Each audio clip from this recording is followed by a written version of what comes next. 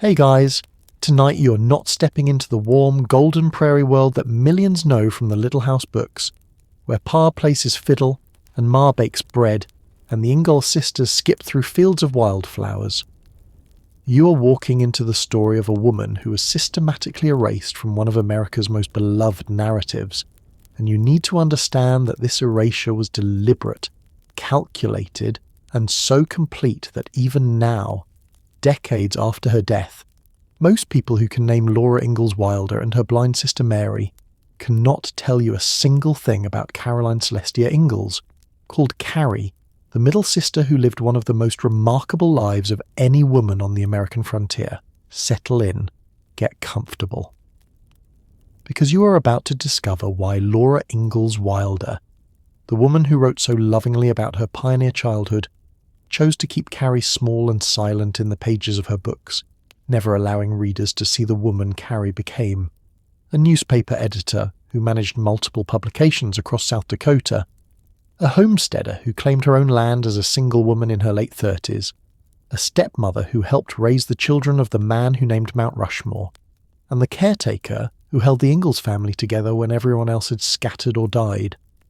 You need to know that Carrie was born on August 3rd, 1870, in Montgomery County, Kansas, 13 miles from the town of Independence, in a cabin that her father Charles built with his own hands on land that did not belong to him. The Ingalls family had no legal right to be there. The United States government had promised that land to the Osage tribe through a treaty signed just years before, but Charles Ingalls, like thousands of other white settlers, ignored the treaty and built his house anyway, gambling that the government would eventually break its promise to the Indians and open the territory to homesteading. The gamble failed. Carrie was only an infant, perhaps 9 months old, when tensions between the settlers and the Osage people forced the family to leave in the spring of 1871. She was too young to remember the displacement, too young to understand that her first home was on the stolen land, too young to know that she was already learning the first lesson of her life, that nothing is permanent, that home is a place you leave behind, that the ground beneath your feet can shift without warning. This pattern of displacement would follow Carrie throughout her childhood.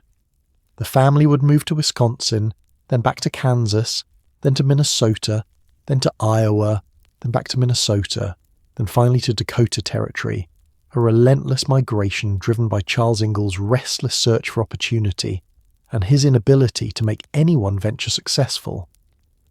Carrie would live in log cabins and dugouts and claim shanties and townhouses, always moving, never settling, and she would learn to pack her possessions into a trunk and say goodbye to friends she had just made, and start over in a new place where no one knew her name. You're sitting in a bookstore in 1932, and you are holding a copy of Little House in the Big Woods, the first book in Laura Ingalls Wilder's series about her pioneer childhood. You open it with curiosity because you have heard that the author grew up in the same small towns you know, that she wrote about real people and real places. You begin to read, and you're transported to a log cabin in the woods of Wisconsin, where a family of 5 lives in cozy isolation. Pa and Ma and 3 little girls named Mary, Laura, and Carrie. Carrie appears on the page as a baby, barely mentioned, a background character who exists only to complete the family picture. She does not speak. She does not act. She is simply there, a presence acknowledged but not explored, and as you read further into the book you realise that this is how Carrie will be treated throughout the entire series, as the little sister, the quiet one, the child who is always in the shadow of her older siblings. You close the book and you wonder why. Why would Laura Ingalls Wilder, who wrote with such loving detail about her own experiences and her sister Mary's blindness and her parents' struggles, choose to keep Carrie so small, so silent, so forgettable? The answer is complicated, tangled up in family dynamics and editorial decisions and the very structure of nostalgia itself. But the result is undeniable. Carrie Ingalls, who lived 76 years and accomplished more than most women of her generation, has been reduced in popular memory to a name on a page, a child who never grows up, a sister nobody remembers. You are Carrie Ingalls, and you're 10 years old, and you're starving to death in the most literal sense of the word. The year is 1880 to 1881, and you are living in a small claim shanty in De Smet, Dakota Territory, and the winter that will later be called the Long Winter has settled over the prairie like a sentence of death. The blizzards began in October, earlier than anyone expected, and they have not stopped. Snow falls almost every day, driven by winds that howl across the flat land with a fury that shakes the walls of the shanty and finds every crack and gap in the boards and fills the house with fine white powder that drifts across the floor and piles in the corners. The trains have stopped running. The railroad tracks are buried under drifts that are taller than a man, and the trains cannot get through, and this means that no supplies are coming into town. The general stores have sold the last of their flour and sugar and kerosene. The families who were foolish enough to stay in De Smet instead of going east for the winter are now trapped, cut off from the rest of the world, forced to survive on whatever food they managed to store before the blizzards began.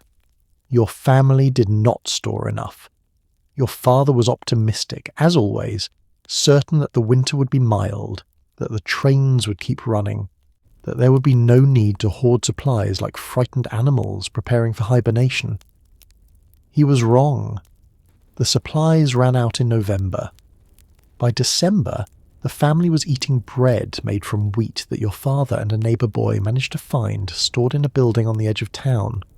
Wheat that was meant for seed planting in the spring but has now become the only thing standing between the family and starvation.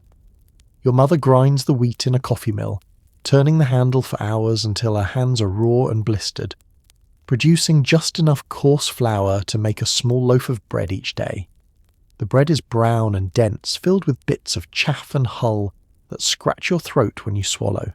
It has no salt, no shortening, no rising agent to make it light and palatable. It tastes like despair, like the knowledge that this is all there is, that tomorrow will bring the same bread, and the day after that, and the day after that, until either the trains break through or the family dies. You're hungry all the time, not the mild hunger you've felt before, the kind that makes your stomach growl before dinner and disappears after you eat. This is a hunger that gnaws at you constantly, a physical pain that never stops, a hollow ache that makes your head swim and your hands tremble. You wake up hungry, you go to bed hungry, you dream about food, vivid dreams where tables are piled high with roast chicken and potatoes swimming in butter and pies with thick golden crusts, and you wake up crying because the food was not real and the hunger is still there. You're small for your age, always have been, but now you are growing even smaller. Your dresses hang loose on a frame that is losing weight it cannot afford to lose. Your face is pale and thin, your eyes too large in a skull that is becoming more prominent as the flesh melts away. Your hair, which was never thick or lustrous like Mary's golden curls, is dull and brittle, breaking off in clumps when your mother tries to comb it. The cold is as relentless as the hunger. The shanty has only one stove, a small sheet iron contraption that your father feeds with twisted hay, because there is no wood and no coal, and hay is the only fuel available on the treeless prairie. The hay burns fast and produces little heat, and the stove must be fed constantly to keep even a small circle of warmth in the centre of the room.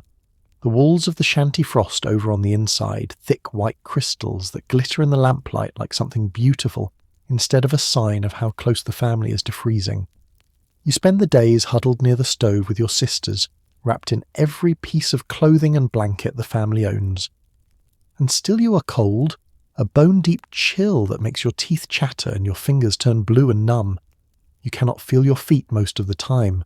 Your mother wraps them in rags and makes you stamp them against the floor every hour to keep the blood flowing, but it does not help much. You have chilblains, painful swellings on your toes and heels where the tissue has been damaged by the cold, and they itch and burn and sometimes crack open and bleed. Laura will later write about this winter in a book called The Long Winter, and she will portray you as the one who suffered the most, the fragile child who nearly died, and for once Laura will not be exaggerating. You are the youngest, the smallest, the one with the least reserves of fat and muscle to draw on, and the combination of starvation and cold is killing you slowly. There is a day in February when you faint at school. You're standing at the blackboard trying to work an arithmetic problem, and the room begins to spin, and the numbers blur, and the next thing you know, You're lying on the floor with the teacher bending over you, and the other children staring with wide, frightened eyes. The teacher sends someone to fetch your mother, and when Ma arrives, she takes one look at you and picks you up in her arms, even though you're far too big to be carried like a baby, and she takes you home and puts you to bed, and you sleep for 14 hours straight. When you wake up, your father is sitting beside the bed holding a cup of something hot. It is not coffee or tea. It is water with a tiny bit of brown sugar dissolved in it, a luxury saved for emergencies, and the fact that he is giving it to you means that he thinks you might die. You drink it slowly, and the sweetness is so intense after months of nothing but plain bread that it makes you cry. And your father wipes your tears with his rough, work-worn hand and tells you that you are strong, that you will survive this, that spring is coming soon and the trains will run again and everything will be all right. You do not believe him. You have stopped believing in promises. But you drink the sugar water anyway, and you lie in the bed and listen to the wind screaming outside, and you hold on. You're 12 years old, and your sister Mary has gone blind. It happened 2 years ago when you were 10 and she was 14, an illness that the doctors called brain fever, or spinal meningitis, or perhaps scarlet fever. The diagnosis changing depending on which doctor your parents consulted and how much they were willing to pay for an opinion. The illness itself lasted only a few weeks, a period of high fever and delirium during which Mary lay in bed crying out in pain, and your mother sat beside her bathing her forehead with cool cloths and praying to a God who did not answer. When the fever finally broke, Mary opened her eyes and saw nothing. The world had gone dark, and it would stay dark for the remaining 63 years of her life. The blindness changed everything. Mary, who had been the golden child, the obedient daughter, the one who embodied all the virtues your mother valued, patience, gentleness, propriety, became even more precious, even more carefully protected. Your mother and father began making plans to send her to the Iowa College for the Blind, a school where she could learn to read Braille and do fine handwork and acquire the skills that would allow her to support herself despite her disability. But the school required tuition, and tuition required money, and the Ingalls family had no money. So Laura began working. At 13 years old, she took a job as a hired girl for a neighbouring family, living in their home and doing their household chores for 25 cents a week, money that would go toward Mary's education. Later, she would take a teaching certificate and become a school teacher at 15, still sending her wages home to help pay for Mary's tuition. And you? You became invisible, not literally, but functionally, the sister who was neither blind and therefore pitiable nor old enough to work and therefore useful. You were simply there, a middle child who did her chores and attended school and stayed quiet and caused no trouble, and in a family that was constantly struggling to survive, being invisible meant being forgotten. Laura wrote about you in the later books in her series, the ones that covered the family's years in Dakota territory. In By the Shores of Silver Lake, you appear as Laura's companion, the little sister who goes with her on adventures, who runs with her across the frozen lake and gets lost in the slough, and helps her pick out fabric for Pa's Christmas suspenders. But if you read those passages carefully, if you pay attention to the way Laura describes you, you will notice a pattern. You are always the little one. The one who needs help, the one who gets tired or scared or confused, the one Laura must protect and guide and sometimes carry. There is affection in those descriptions, certainly. Laura loved you.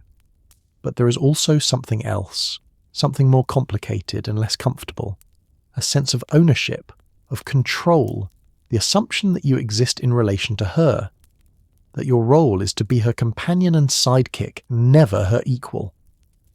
This pattern continues through Little Town on the Prairie and These Happy Golden Years, the books that cover Laura's teenage years and her courtship with Ingalls Wilder. You appear in scenes, but you're always on the periphery, always in the background, and as the books progress you fade more and more until by the end you are barely there at all. The books conclude with Laura's marriage in 1885, when she is 18 and you are 15, and that is where your story stops. The published series never shows you as an adult, never mentions your work or your independence or your own marriage, never acknowledges that you had a life beyond the role of little sister. You're sitting in the parlour of the house your parents built in De Smet, the white frame house on 3rd Street that is the first real house the family has owned. The house where Mary lives now that she has returned from her years at the College for the Blind. You're 17 years old, and you're reading a letter from Laura, who is now married and living with Almanzo on a homestead claim a few miles outside of town. The letter is cheerful, full of descriptions of the farm and the crops and the new furniture Almanzo is building. Laura writes about the difficulties of being a farmer's wife, the work that never ends, the worry about weather and prices and whether the harvest will be good enough to pay off the debts. But underneath the complaints there is a note of satisfaction, even pride. Laura has her own house now, her own life. She's no longer the daughter living in her parents' home. She's a married woman, an adult, a person with agency and autonomy. You fold the letter and put it away, and you wonder when it will be your turn. When will you get to leave De Smet and build a life of your own? When will you stop being Carrie, the little sister, and become Caroline, a woman with her own identity and her own story? The answer will come, but not for many years, and when it does, it will look nothing like what you imagined. You're 19 years old, and you're standing in the cramped back room of the De Smet Leader newspaper office, your hands black with ink, your fingers moving with practiced speed across the compositor's stick as you set type for the next edition. The room smells like metal and oil and the peculiar chemical sharpness of printer's ink. A smell that has worked its way into your skin and your hair and your clothes until you cannot imagine yourself without it. The air is thick with the heat from the casting pot, where lead is melted and poured into moulds to create the individual letters that will be arranged into words, into sentences, into the stories and advertisements and legal notices that fill the pages of a small-town newspaper. This is the year 1889, and you have been working at the Leader for 6 months as an apprentice, learning the trade of typesetting from the ground up. You started by sweeping floors and cleaning the presses and sorting the used type back into its proper compartments in the type case. Tedious work that paid almost nothing but gave you a foothold in a profession that was almost exclusively male. Then you moved on to learning the basics of setting type, the careful placement of each letter in the compositor's stick, reading the handwritten copy backward so the finished line will read forward when it's inked and pressed onto paper. Now you can set a full column of type in the time it takes most men to set half that amount. Your fingers know the layout of the type case without looking, can reach for the letter E or T or A without conscious thought because you have done it so many thousands of times that the motion has become instinct. You can read upside down and backward with the same ease that most people read a book. You can adjust the spacing between words to make a line justify properly, can hyphenate a word in the correct place without consulting a dictionary, can catch a misspelled name or a grammatical error before the type is locked into the chase and sent to the press. The editor of the Leader, a man named E.L. Sen, who owns not just this newspaper, but more than 50 others across South Dakota, has noticed your skill. He has begun giving you more responsibility, asking you to edit copy and write headlines, and even compose some of the shorter articles that fill the space between the advertisements. He pays you more than he paid you 6 months ago, though it is still far less than he would pay a man doing the same work, and you accept this inequity without complaint, because you know that complaining will accomplish nothing except getting you fired. You're learning that a newspaper is not just about reporting news. A newspaper is a business, and the business depends on advertising revenue and subscription fees, and most importantly, legal notices. Every homestead claim filed in Kingsbury County must be published in a newspaper. Every mortgage, every land sale, every probate case, every foreclosure, all of these require a legal notice published for a specified number of weeks, and the county pays the newspaper $5 per notice. In a region where thousands of homesteaders are filing claims and buying and selling land and dying and leaving estates to be settled, the legal notices represent a steady, reliable stream of income that keeps small newspapers alive even when subscriptions lag and advertisers are scarce. You understand this because E.L. Sen has explained it to you, has shown you the account books, and taught you how to calculate the revenue from each type of advertisement and notice, has made it clear that if you want to advance in this profession, you need to understand not just the mechanical work of setting type, but the financial realities that determine whether a newspaper succeeds or fails. This education is unusual for a woman. Most girls your age are preparing for marriage, learning to cook and sew and manage a household, skills that will make them suitable wives for farmers or shopkeepers or clerks. But you have watched your sister Laura marry at 18 and move to a homestead claim where she lives in a tar paper shanty and does back-breaking labour from sunrise to sunset, and you have watched your parents struggle for 20 years to make a living from the land, and you have decided that marriage and farming are not the future you want. You want a profession. You want work that uses your mind as well as your hands. You want the ability to support yourself, to make your own decisions, to live independently if you choose. And the newspaper business, for all its challenges and inequities, offers you that possibility.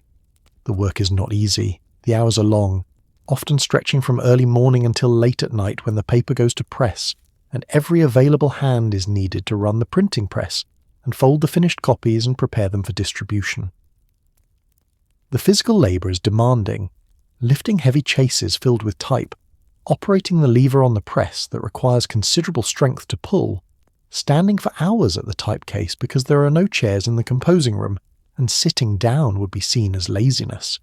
And there is the constant awareness that you are an anomaly, a woman in a man's world, and that your presence is tolerated rather than welcomed. The other printers, all men, watch you with a mixture of curiosity and skepticism, waiting for you to fail to prove that women do not have the strength or the stamina or the intelligence for this kind of work.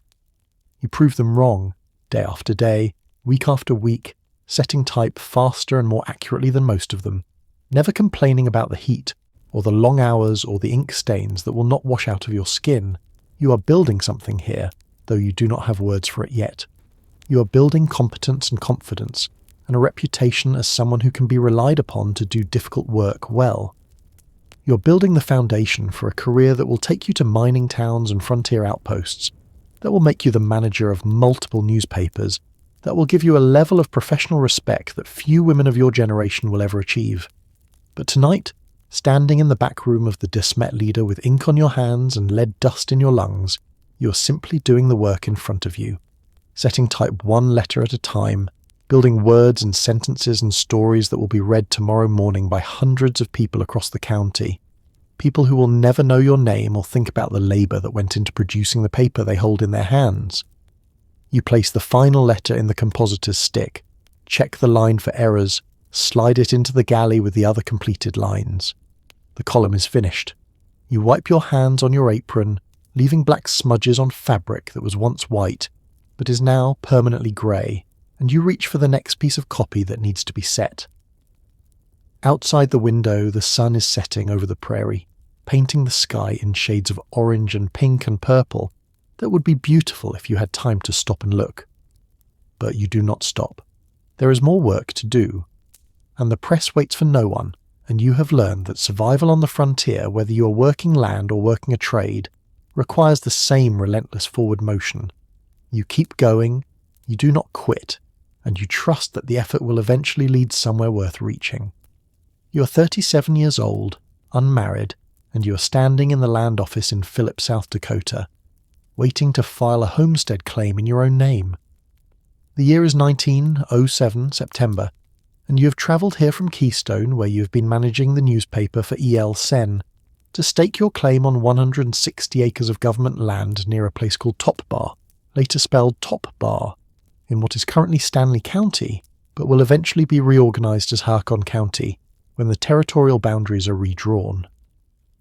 The land office is crowded with men, dozens of them, perhaps 50 or more, farmers and speculators and hopefuls who have come to file claims on the last available parcels of free land in this section of South Dakota. They are loud, boisterous, smoking cigarettes and cigars, joking with each other in the easy camaraderie of men who belong in this space, who have every right to be here.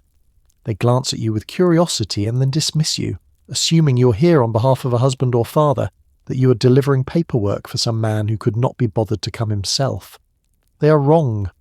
You are here for yourself, and when your turn comes and you step up to the clerk's window and state your intention to file a homestead claim as a single woman under the provisions of the Homestead Act of 1862, the room goes quiet.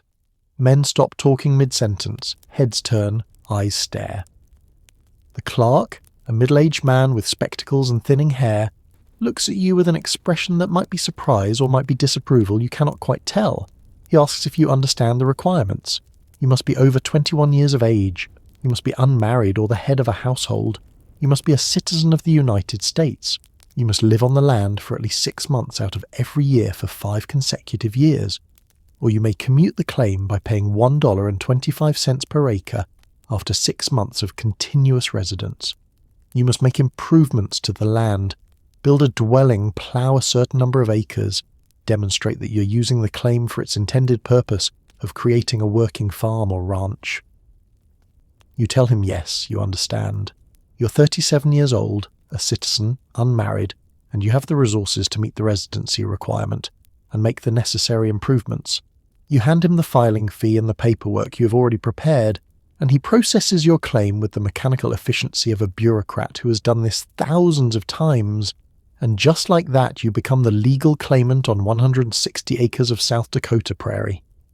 You walk out of the land office into the afternoon sunlight, and you are the owner of land. Not the daughter living in her father's house, not the sister helping to support the family, not the employee working for wages that a man decides you're worth. You're a landowner, a woman with property in her own name. And in 1907 this is still unusual enough to be remarkable, bold enough to be scandalous. The land you've claimed is not promising. It is part of the vast grassland that stretches across central South Dakota, mostly treeless except for occasional cottonwoods along the creek beds, windswept and harsh, and subject to extremes of temperature that range from 40 degrees below zero in winter to over 100 degrees in summer.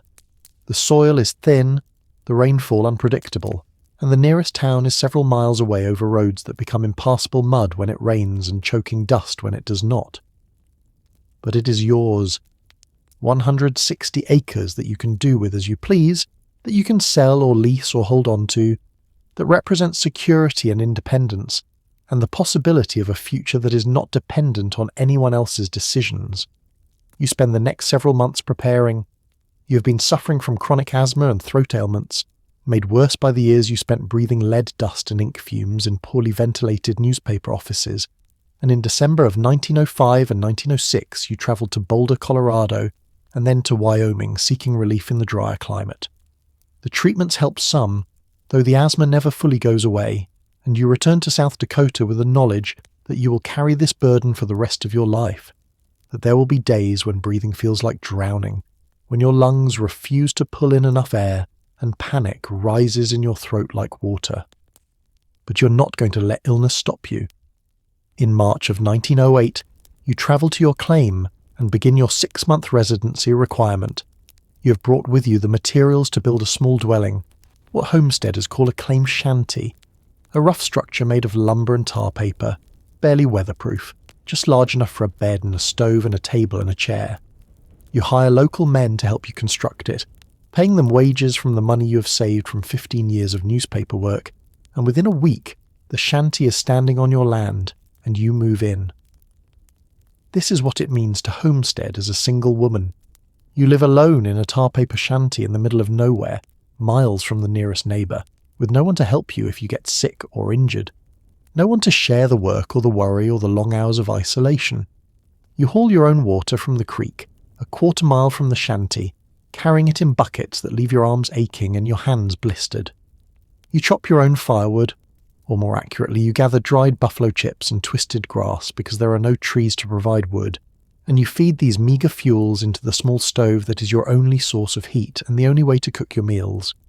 You eat simple food, bread baked in a skillet, beans boiled with a bit of salt pork when you can afford it, canned tomatoes that you brought with you from town, coffee made from grounds that you reuse 2 or 3 times because coffee is expensive and you are trying to make your supplies last. You sleep on a narrow cot with blankets that are not quite thick enough to keep you warm on the cold spring nights, when the temperature drops below freezing and the wind finds every gap in the tar paper walls and fills the shanty with draughts that make the lamp flicker and threaten to go out. You are lonely, achingly, profoundly lonely, in a way that you were never lonely even in the darkest days of your childhood, because at least then you had your family around you, the presence of other human beings, even if they could not give you affection or attention. Here there is only silence, broken occasionally by the wind or the distant howl of coyotes, or the rustle of prairie grass moving like an ocean under an invisible current. But you stay. You meet the residency requirement, living on your claim from March through September. 6 months of continuous occupation that proves to the government that you're serious about making this land productive. And in December of 1908, you return to the land office in Phillip and make final proof, presenting your paperwork and paying 50 cents per acre, $80 total, to commute your claim and receive the deed to your 160 acres. You will hold on to this land for the rest of your life. You will never build a house on it or farm it or live there again after that first 6 months, but you will not sell it either.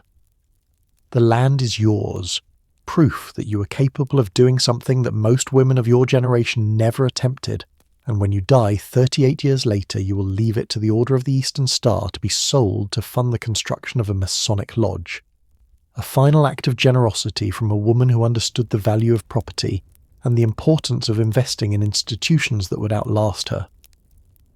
You are 41 years old, and you are arriving in Keystone, South Dakota, a mining town clinging to the side of a mountain in the Black Hills, where you have been sent by E.L. Senn to manage the Keystone Recorder, the local newspaper that serves the miners and businessmen and families who have come here hoping to extract gold from the ancient granite that forms the backbone of this range. The year is 1911, and Keystone is booming. Not with the frantic, chaotic energy of the great gold rushes of the previous century, but with the steady, methodical work of men who are here to stay, who have staked claims and built stamp mills and invested in the infrastructure needed to pull precious metal from rock that must be crushed and processed and refined before it yields even the smallest amount of gold. You have been managing newspapers for E.L. Senn for several years now, moving from town to town as he sends you where he needs someone competent and reliable. You managed the Pedro Bugle in the mining camp of Pedro.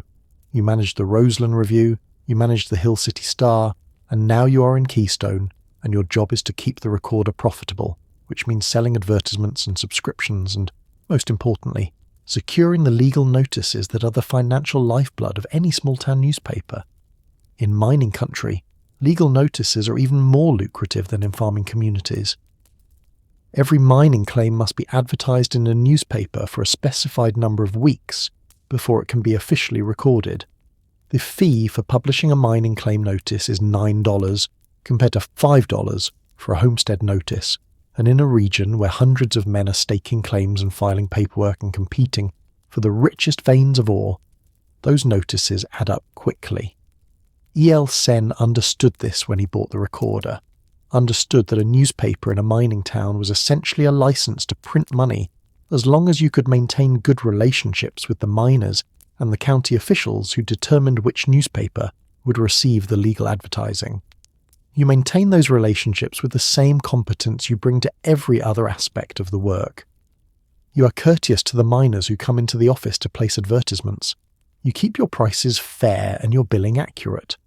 You make sure the paper comes out on time every week, rain or shine, because reliability is what builds trust, and trust is what keeps customers coming back. But you are also learning to navigate the complicated social dynamics of being a woman in a position of authority in a rough mining town. Keystone in 1911 is not a place where women typically hold professional positions. Women here are wives and mothers, boarding house keepers and laundresses and occasionally school teachers, but they are not newspaper editors, not business managers, not the person to whom men must answer when they want to place an advertisement or complain about a misprint. Some men accept your authority without question, treating you with the same respect they would give a male editor. Others are uncomfortable, uncertain how to interact with a woman who is clearly educated and competent, but who does not fit into any of the traditional categories they use to understand female roles. A few are openly hostile, making comments about how a woman has no business running a newspaper, how you should be home taking care of a husband and children, instead of doing work that rightfully belongs to men. You ignore the hostility. You've been ignoring men's opinions of what you should or should not do for more than 20 years, and you are not going to let their disapproval stop you now. You focus on the work, on producing a quality newspaper that serves the community, and gradually, grudgingly, Even the skeptics come to acknowledge that you know what you are doing. The town itself is fascinating. Keystone sits in a narrow valley surrounded by granite peaks that rise like ancient sentinels, mountains that were old when human beings first walked the earth and will still be standing long after the mines are exhausted and the town is abandoned. The air smells like pine and rock dust and the metallic tang of ore being processed in the stamp mills that run day and night. Their rhythmic pounding creating a constant background noise that becomes so familiar you stop hearing it after a while. The people are a mix of optimists and opportunists, families who came here with dreams of striking it rich, and single men who drift from mining camp to mining camp following rumours of new strikes and better wages. There are arguments and fistfights and occasional shootings, the inevitable result of putting together a large group of men who work hard and drink harder and have few outlets for their frustrations. But there is also community, neighbours helping neighbours when someone gets sick or injured, women organising church socials and fundraisers, children playing in the streets without fear because everyone knows everyone, and there is a collective understanding that the community's survival depends on cooperation. You become part of that community. You join the Mount Etna chapter of the Order of the Eastern Star, transferring your membership from the Bethlehem chapter into Smet that you and your mother joined back in 1892. The Eastern Star is a Masonic organisation for women, dedicated to charity and mutual support, and it gives you a social network of women who share your values and provide friendship in a way that is rare and precious. And then, on August 1st, 1912, at the age of 42, you married David Niven Swansea. He's a widower, 58 years old, a man who came to the Black Hills in the 1890s during the gold rush and staked a placer claim on Grizzly Creek and managed to build a modest but stable living from the gold he extracted. He has 2 children from his first marriage, Mary, age 8, and Harold, age 6, whose mother Elizabeth died of complications from a respiratory illness several years earlier. You have known David for several months, seen him around town, spoken with him when he came into the newspaper office to place advertisements for mining supplies or equipment. He is quiet, steady, not given to grand gestures or romantic declarations, but there is a kindness in him that you recognise, a gentleness that suggests he understands what it means to survive loss and keep going anyway. He asks you to marry him, and you say yes. Not because you have fallen desperately in love, not because you have been waiting your whole life for a husband, but because at 42 years old you have learned that love takes many forms, and companionship and mutual respect are as valid a foundation for marriage as passion. He needs someone to help raise his children. You're tired of living alone, tired of moving from town to town at E.L. Sen's direction, ready to put down roots and build a stable life in one place. You marry in a simple ceremony, and you move into David's house, and you become mother to Mary and Harold. Children who are wary at first, unsure what to make of this stranger who is suddenly living in their home and telling them to wash their hands and finish their vegetables. But you are patient with them, remembering what it was like to be a child in a household where affection was scarce, and gradually they begin to trust you, to accept that you're not trying to replace their mother, but simply trying to care for them as well as you know how. You retire from the newspaper business. After more than 20 years of setting type and editing copy and managing publications across South Dakota, you step away from professional work to focus on raising Mary and Harold and supporting David's mining business and becoming part of the Keystone community in a deeper, more permanent way. This is not the ending Laura wrote about in her books, because Laura's books end with her own marriage and never show what happens to her sisters as adults. But this is your story, the life you built when no one was watching, when there were no books being written and no records being kept, except the ordinary documents that mark the progress of an ordinary life. Marriage licenses and property deeds and newspaper clippings announcing your involvement in church fundraisers and Eastern Star events. You are no longer Carrie, the little sister. You are Caroline Swansea, wife and stepmother and community member, a woman who has carved out a space for herself in the world and filled it with work and relationships and quiet dignity. And the best parts of your story are still ahead of you. You're 42 years old, and you're learning how to be a mother to children who are not yours. Children who carry the ghost of another woman in their eyes every time they look at you. Mary Swansea is 8 years old, small for her age, with dark hair and her father's quiet demeanour. She watches you with a carefulness that breaks your heart. The wariness of a child who has already learned that the adults you love can disappear without warning, that mothers die and leave you behind. She does not call you mother. She does not call you anything at first, simply avoids using your name at all, speaking to you only when necessary and then in the fewest possible words. Harold Swansea is 6, called Davy by his father and most of the town, a sturdy boy with red blonde hair that earns him the nickname Red as he grows older. He's less guarded than his sister, young enough that his memories of his mother are already fading into impressions rather than clear recollections. He accepts your presence more easily, coming to you when he skins his knee or needs help with his buttons, small gestures of trust that accumulate over weeks and months, until one day he calls you Ma without thinking about it, and you have to turn away so he will not see the tears in your eyes. You do not try to replace their mother. You understand, better than most people would, that love is not a finite resource that must be divided among competing claimants, that these children can love the mother they lost and still make room for the woman who is trying to care for them now. You speak of Elizabeth to them when they bring her up, keeping her memory alive instead of trying to bury it. You tell them that their mother loved them very much, that she would be glad to know they are being taken care of, that there is no betrayal in accepting affection from someone new. The work of motherhood is harder than you expected. You have spent your entire adult life working in newspaper offices, a profession that required precision and competence, but allowed you to control your environment, to solve problems through skill and effort. Children cannot be managed like a newspaper. They are unpredictable, demanding, exhausting, in ways that have nothing to do with physical labour and everything to do with the constant emotional vigilance required to meet their needs. Mary needs help with her schoolwork, sitting at the kitchen table in the evening struggling through arithmetic problems while you stand beside her, offering encouragement and guidance. Harold needs to be reminded a dozen times to wash his face and comb his hair and put his dirty clothes in the basket instead of leaving them on the floor. Both of them need to be fed 3 times a day, meals that must be planned and prepared and cleaned up after, an endless cycle of cooking and washing dishes that leaves your hands perpetually damp and reddened. And there are the scraped knees and the coughs that might be nothing or might be the first sign of something serious, and the nightmares that wake Harold in the middle of the night crying for his mother, the dead one, and you go to him and hold him while he sobs, and you whisper that it is all right to miss her, that you're not trying to take her place, that he can love both of you at the same time. You're learning that raising children is an act of faith. You cannot control whether they will grow up to be healthy or happy or successful. You cannot protect them from every hurt or disappointment or loss.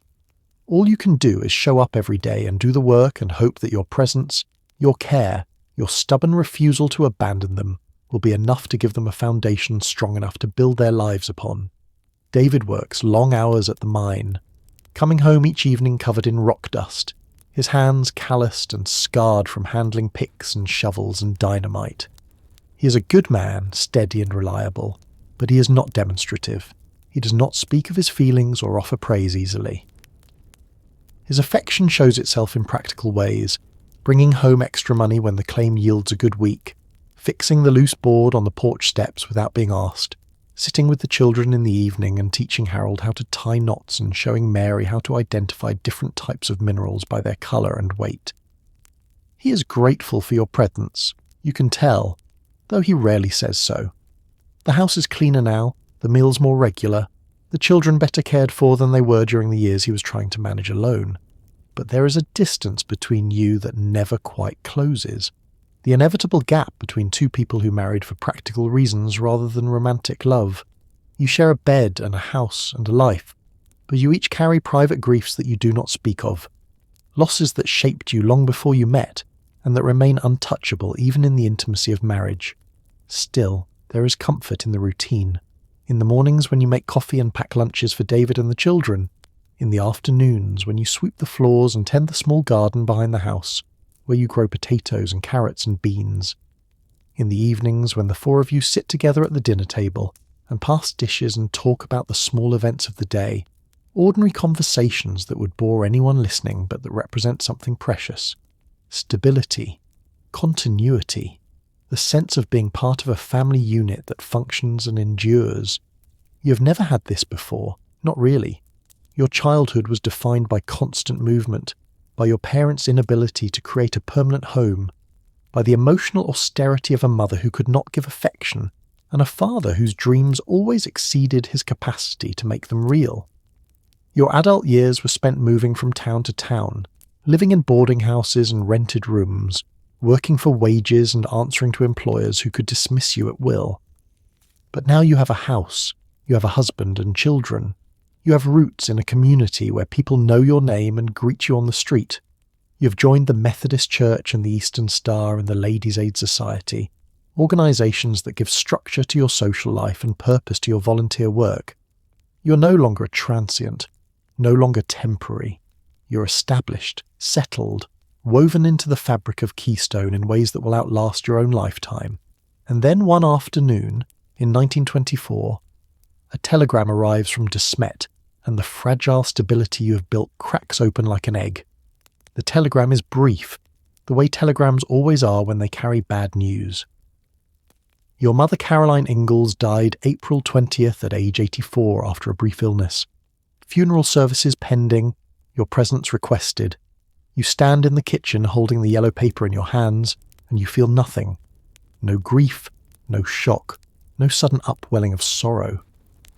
You feel only a distant, abstract recognition that a woman who gave birth to you 54 years ago has stopped breathing, and now you must go to De Smet and participate in the rituals that attend death. The viewing, the funeral, the burial, the gathering of family members who will eat sandwiches and speak in hushed voices, and then return to their separate lives. You have not seen your mother in years. The physical distance between Keystone and De Smet is only a few hundred miles, but it might as well be a continent for all the connection you have maintained. You exchange letters occasionally, brief notes updating each other on health and weather and significant events, but there is no warmth in the correspondence, no intimacy.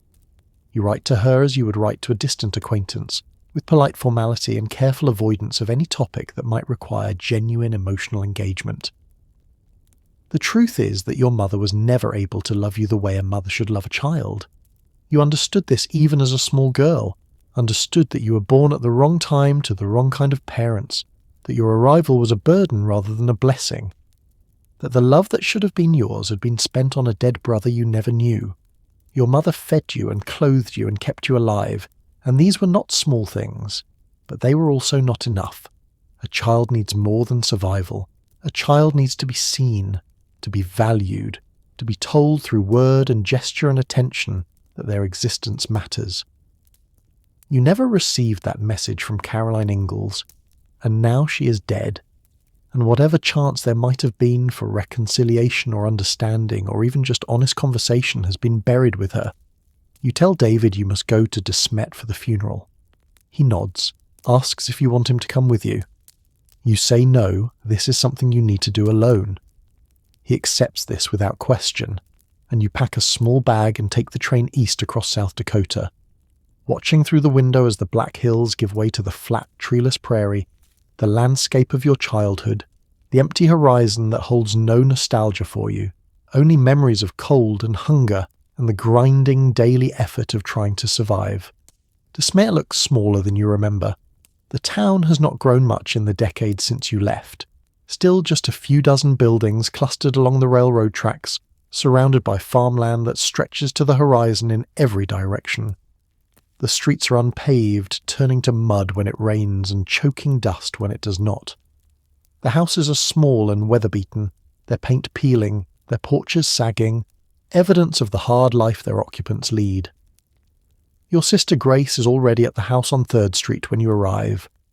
The white frame house that your father built 40 years ago, and where your mother has lived ever since Pa died in 1902. Grace is 47 now, married to a farmer named Nathan Dow, living in Manchester, a town even smaller than De Smet. She looks tired, worn down by years of farm work and childbearing, though her children are grown now and living their own lives. Your sister Mary is there too, sitting in the parlour in her usual chair by the window, her blind eyes fixed on nothing. She's 63 years old, and she's been blind for 45 years, more than 2/3 of her life spent in darkness. She lives here in this house, has lived here since she returned from the college for the blind decades ago. Cared for first by Ma and Pa, and then by Ma alone after Pa died. And now that Ma is gone, the question of what will happen to Mary hangs in the air, unspoken but urgent. Laura is not here. She sent a telegram saying she could not make the journey from Missouri, that the distance was too far and the cost too high and her health too fragile. The telegram did not say that she had not visited De Smet in years, that she had not attended Pa's funeral in 1902, that she had effectively cut herself off from the family except for occasional letters. But everyone knows these things, and everyone understands that Laura's absence is a choice, not a necessity. The funeral is held at the Congregational Church, the same church where your family worshipped when you were a child. The pews are filled with old-timers, people who remember the early days of De Smet, who knew your parents when they were young and still believed that the frontier offered opportunity instead of hardship. They speak in low voices about Carrie Ingalls, praising her strength and her faith and her devotion to her family, and you listen and nod and do not contradict them because what would be the point? These people have their version of your mother, the public woman who attended church and helped with charity work and presented a respectable face to the community. Your version, the private woman who could not give affection to the daughter born in shame and sorrow, is not something they would understand or believe. The burial takes place at the De Smet Cemetery, where your father has been lying for 22 years. The coffin is lowered into the ground beside his grave, and the minister says the words that are always said at gravesides, about dust returning to dust and eternal rest and the promise of resurrection. You stand with Grace and Mary, and you watch the coffin disappear into the earth, and you think about the fact that your mother spent 84 years on this planet, and most of those years were difficult, marked by poverty and loss, and the constant struggle to keep her family alive, and now she is gone, and the world continues turning as if she had never existed.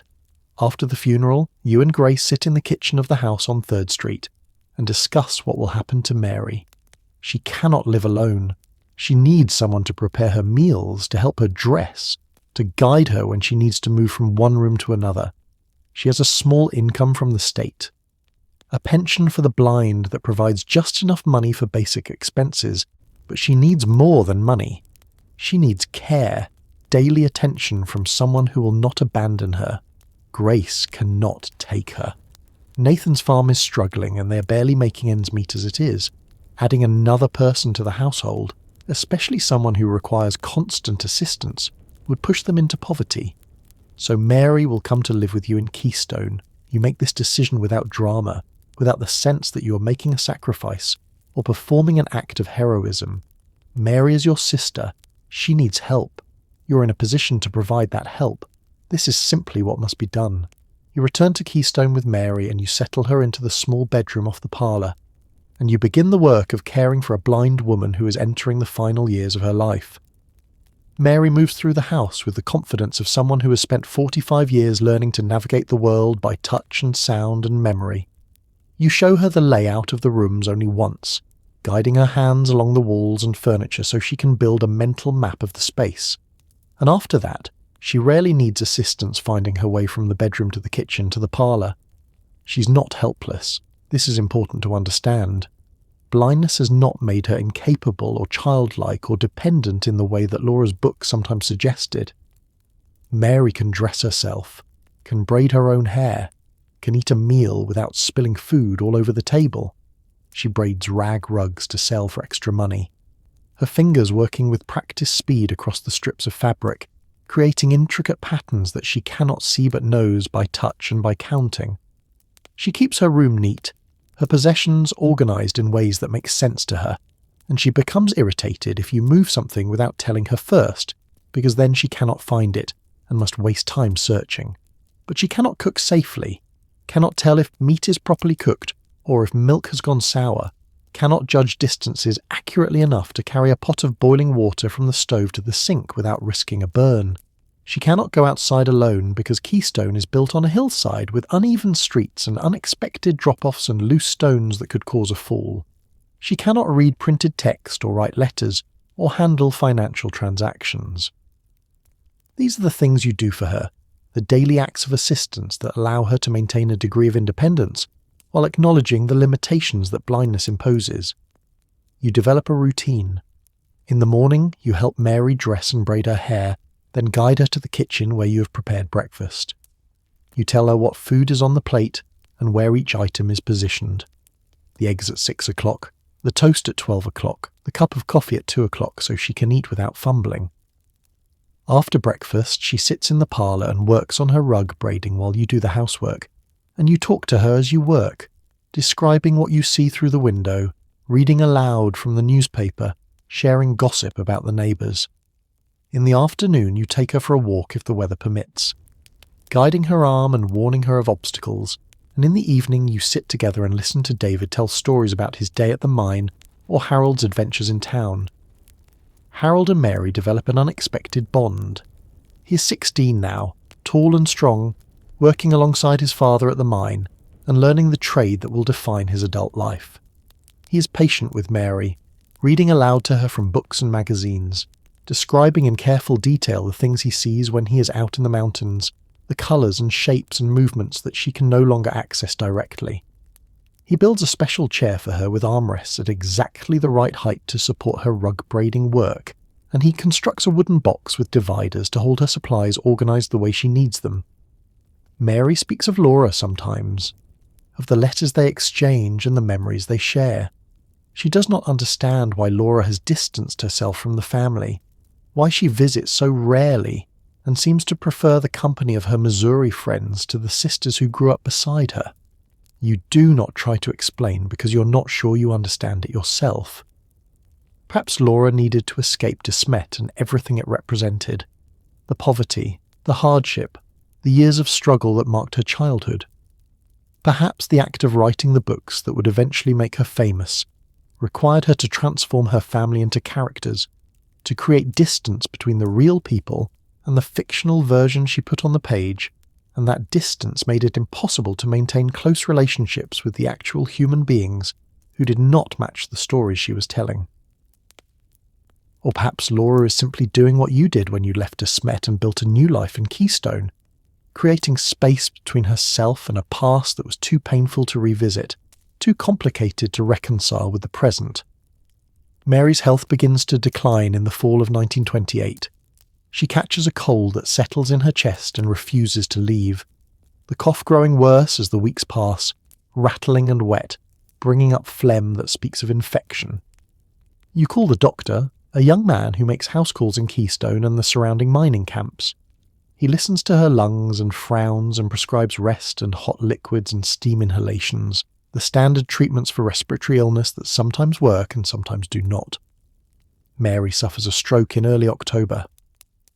You're in the kitchen preparing dinner when you hear a crash from the parlour, and you run in to find her slumped in her chair, the rug she was braiding fallen to the floor, her face slack on one side, her speech slurred and incomprehensible. You send Harold to fetch the doctor and you stay with Mary, holding her hand and telling her that help is coming, that everything will be all right, words that you do not believe but say anyway because they are all you have to offer. The stroke leaves her partially paralysed on her left side, unable to walk without assistance, her speech slow and difficult. The cold in her chest worsens, developing into pneumonia that fills her lungs with fluid and makes every breath a struggle. She lies in the bed in the small room off the parlour, and you sit beside her through the long nights, listening to the sound of her breathing, the horrible rattling that tells you her lungs are drowning, that her body is losing the battle against infection and damage and the accumulated wear of 63 years of life. On October 20th, just before dawn, Mary Ingalls dies in the house in Keystone, with you sitting beside her holding her hand, and when she takes her last breath and the rattling finally stops, you feel a complicated tangle of emotions, grief certainly, but also relief that her suffering is over, and a strange sense of completion, as if you have fulfilled an obligation that was assigned to you the day you were born in that hotel in Burr Oak, Iowa. You are the one who washed Mary's body and dressed her in her best dress and braided her hair for the last time. You are the one who arranged for her casket and planned her funeral and sent telegrams to Laura and Grace. You are the one who stood beside the grave and watched her coffin lowered into the ground, not in De Smet beside Ma and Pa, but in the Keystone Cemetery, because that is where she died and that is where she will stay. And now you are the keeper of her memory, one of the few people left who knew Mary not as the blind sister from the Little House books, but as a real woman who lived and worked and endured 45 years of darkness with remarkable grace. You're sitting at the kitchen table in your house in Keystone, and your husband David is reading aloud from a letter he has received from a sculptor named Gutzon Borglum, and the words he is speaking sound like madness dressed up in the language of ambition. The year is 1924, and Borglum is proposing to carve enormous portraits into the granite face of a mountain in the Black Hills, portraits of American presidents that will be visible for miles, that will transform solid stone into a monument celebrating the birth and growth and preservation of the United States. He needs local support. He needs men who know the region, who understand the geology and the weather, and the practical realities of working at high altitude in a climate that swings from brutal heat to deadly cold depending on the season. He needs a committee of businessmen and civic leaders who can help him navigate the politics of South Dakota and secure the permissions and funding necessary to turn this outrageous vision into reality. David has been asked to serve on that committee.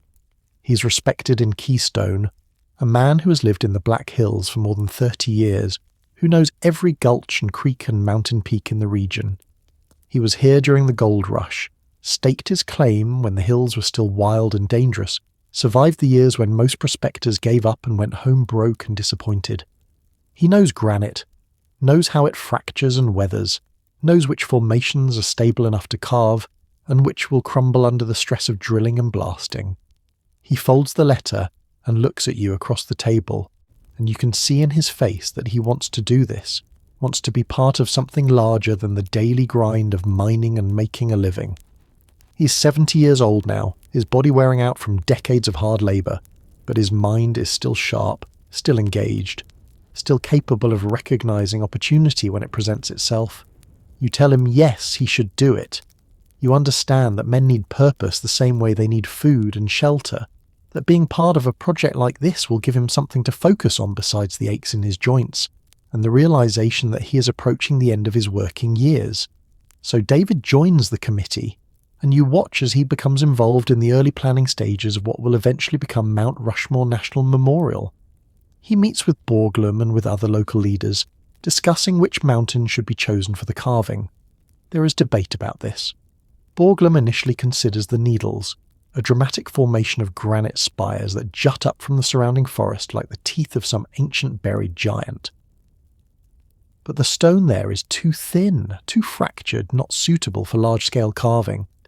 David is one of the men who suggests Mount Rushmore, a massive granite cliff that rises 1,500 feet above the valley floor, solid and stable, with stone that is fine-grained enough to hold detail but hard enough to resist weathering for thousands of years. The committee visits the site, climbing the mountain on foot because there are no roads yet. No infrastructure, just the raw wilderness that has existed here since the granite cooled and solidified more than 1 billion years ago. Borglum agrees. Mount Rushmore will be the location, and David Swansea, your quiet, steady husband who came to the Black Hills chasing gold and stayed to build a life, becomes one of the men who helped choose the mountain that will become one of America's most recognizable landmarks. You do not fully understand the significance of this at the time. In 1924, the project is just an idea, a proposal that may or may not come to fruition, depending on whether Borglum can raise the necessary funds and navigate the bureaucratic obstacles that stand between vision and reality. You're more concerned with immediate practical matters, caring for Mary, who is still living with you then, managing the household, helping David with the bookkeeping for his mining claim. But you're proud of him nonetheless, proud that he has been asked to contribute his knowledge and experience to something that matters, that his opinion is valued by men who are trying to create something permanent in a world where so much is temporary and fleeting. The carving begins in October of 1927. By then, Borglum has secured enough funding to start the work, has assembled a crew of miners and drillers and blasters who are willing to risk their lives hanging from cables on the face of a cliff to chisel away granite one small piece at a time. The work is dangerous, brutal, mind-numbingly tedious. Men spend their days suspended hundreds of feet in the air, drilling holes for dynamite charges that will blast away the excess stone, then chiselling and smoothing the surface to create the contours of a face that is taking shape so slowly it is almost impossible to see the progress from day to day. Your stepson Harold is one of those workers. He's 21 years old when the project begins, strong and fearless in the way of young men who have not yet learned that their bodies are mortal, that accidents happen and falls kill and rocks slip and cables break. He gets a job on the carving crew and he goes up the mountain every day and does the dangerous work of removing stone, and he comes home every evening covered in granite dust, his hands torn and blistered, his arms and shoulders aching from hours of wielding a jackhammer. You feed him dinner and wash his work clothes and try not to think about the fact that he is risking his life for wages that are barely above what he could earn working safely in the mines below. But you also understand that this is not just about money. Harold is 21 years old and he is working on something that will outlast him, that will still be standing centuries after he is dead and forgotten. And there is a particular kind of pride that comes from knowing your labour is contributing to something permanent. David's health begins to fail in 1937. He's 83 years old, and the accumulated damage of a lifetime of physical labour is catching up with him. His heart is weak, struggling to pump blood through a body that has been pushed beyond its limits for too many years. He moves slowly now, shuffling from room to room with the careful gait of someone who knows that a fall could be fatal. He sleeps more and more, dozing in his chair by the window while you do the household work around him. He dies on April 9th, 1938, on a Sunday morning when the lilacs are just beginning to bloom and the air smells like spring and renewal, the cruel irony of death arriving at the moment when the world is coming back to life. He dies in his bed, peacefully, slipping away in his sleep without pain or struggle, and you are grateful for this at least, that he was spared the kind of prolonged suffering that marked Mary's final days. You're 67 years old, and you are a widow. The house feels enormous and empty without David's presence, without the sound of his footsteps on the floor, or the smell of his pipe tobacco, or the quiet companionship of shared meals and evenings spent sitting together in the parlour. You have been married to him for 26 years, more than a quarter of your life, and though your marriage was not passionate or romantic in the way that novels describe such things, it was solid and stable and marked by mutual respect and affection, and now that stability is gone, you do not collapse into grief. You have learned through decades of experience that survival requires moving forward even when you do not want to, that sitting still and dwelling on loss will destroy you faster than any physical hardship. So you get up each morning and make coffee and tend the garden and go to Eastern Star meetings and church socials, and you maintain the routines that give structure to your days. Harold takes care of you now, checking on you daily, making sure you have enough firewood and food, handling the heavier household tasks that you can no longer manage alone.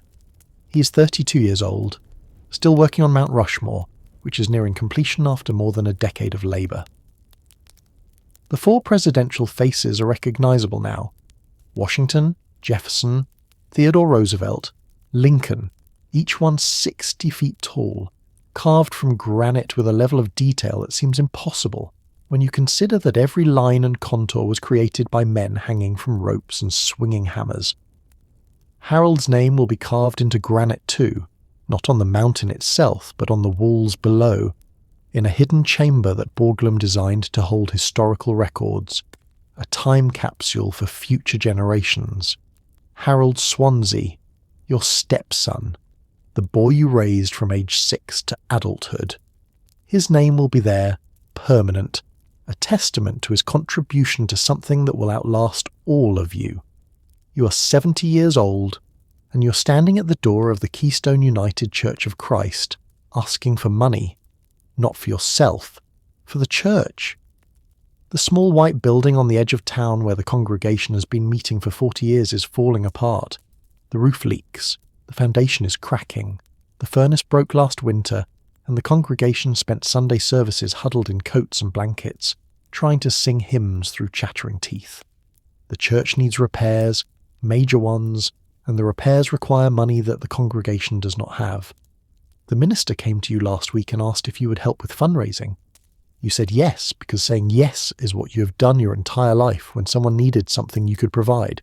So now you're going door to door in Keystone, knocking and waiting and making your pitch to whoever answers. The church needs help. Every dollar matters. Would you be willing to contribute? Some people give generously, handing over bills from their pockets or promising to send a check next week. Others apologize and explain that times are hard, that they barely have enough to feed their own families, let alone donate to a building fund. A few close the door in your face without a word, and you accept this without resentment because you understand that not everyone has the resources or the inclination to support institutions that do not directly benefit them. You raise $300 over the course of 2 months. It is not enough to fix everything, but it is enough to patch the roof and shore up the foundation and keep the church functioning for another few years. The minister thanks you publicly during the Sunday service, and the congregation applauds, and you sit in your pew and feel a small, quiet satisfaction in knowing that you have helped preserve something that matters to this community. This is what your life looks like now, in the years after David's death, in the years when you are no longer young but not yet so old that you are helpless. You give your time and your energy to the organizations that make Keystone function as something more than just a collection of houses scattered across a mountainside. You're active in the Eastern Star, attending meetings and serving on committees and organizing charitable events. You host parties for the children at the Keystone School, opening your house to dozens of rowdy kids who run through the rooms and eat cookies and play games. And you clean up the mess afterward without complaint because you remember what it was like to be a child in a place where adults had no time or energy for celebration. The people who know you describe you as someone who loves to talk and visit, who is warm and engaging in a way that contradicts the image of the quiet, frail child in Laura's books. You have opinions and you share them. You know the history of the town and the families who live here, and you tell stories about the early days, about the gold rush and the characters who passed through, and the disasters and triumphs that shape the community. You are not famous. You will never be famous.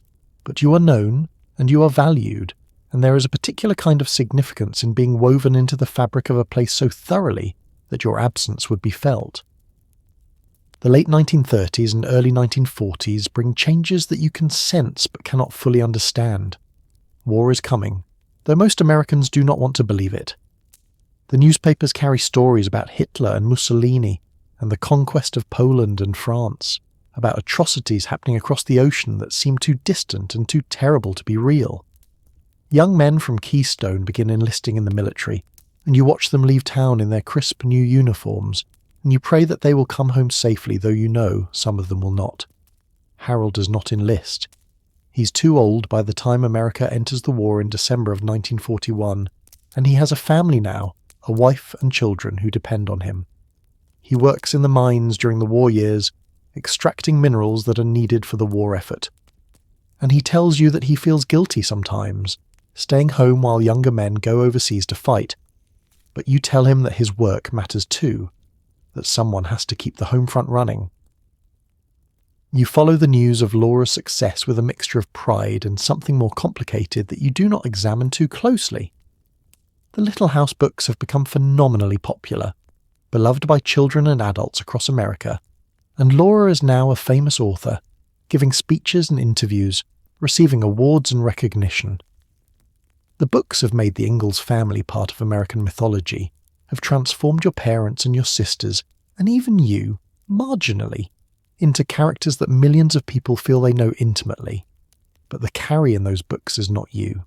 She is a simplified version, a child frozen in time, always small and quiet and slightly sickly, never allowed to grow up or develop complexity or become a person in her own right. Readers who love the books have no idea that the real Carrie Ingalls became a newspaper editor and a homesteader and a stepmother. They do not know about your 26-year marriage to David Swansea, or your connection to Mount Rushmore, or your decades of community service in Keystone. They only know the little sister who appears on the edges of Laura's narrative, and that partial, incomplete version is what will be remembered. You do not complain about this. You're not the complaining type. But sometimes, sitting alone in your house in the evenings, you wonder what it would have been like if Laura had written about your adult life. If she had shown readers what you became instead of keeping you perpetually young and helpless. Would anyone care? Would anyone find your story interesting? Or is it only the childhood narrative that captures people's imagination? The myth of the pioneer family struggling against adversity and emerging triumphant through hard work and moral virtue. You do not know the answer. All you know is that you lived your life as fully as you knew how, that you made choices and faced consequences and built something meaningful, even if it was never written down in books that sold millions of copies. You're 74 years old, and you're travelling to Mansfield, Missouri, to visit your sister Laura for the first time in decades. The year is 1944 October, and the war in Europe and the Pacific is grinding toward its conclusion, though no one knows yet when peace will come or what the world will look like when the killing finally stops. You have made this journey by train, riding across South Dakota and into Iowa, and down through Missouri, watching through the window as the landscape changes from prairie to farmland to the rolling wooded hills of the Ozarks. You have not seen Laura face to face since before David died, perhaps longer. The two of you have corresponded over the years, letters exchanged at irregular intervals, but the letters have been brief and impersonal, focused on safe topics like weather and health, and the progress of Laura's writing career. You have not spoken honestly about your childhood or your feelings about the books, or the complicated dynamics of being sisters who share a history but not a present. You're not sure what to expect from this visit. Laura is 77 years old now, a widow living alone at Rocky Ridge Farm after Almanzo's death in 1949. The farm is the home they built together, the place where Laura wrote the books that made her famous, and it represents everything she has achieved. Financial security, professional recognition, a legacy that will outlast her by generations. Laura meets you at the train station in Mansfield. She's smaller than you remember, shrunken by age, her face lined and her hair completely white. But her eyes are sharp, alert, taking in details with the same intensity she brought to everything throughout her life. She embraces you briefly, a formal gesture that communicates duty rather than affection, and then she drives you to Rocky Ridge Farm in her automobile, chatting about the weather and the condition of the roads and the difficulties of maintaining the farm during wartime, when supplies are rationed and labour is scarce. The farmhouse is larger than you expected, a sprawling structure that has been expanded multiple times over the decades. It is well furnished, comfortable, evidence of the prosperity that Laura's books have brought.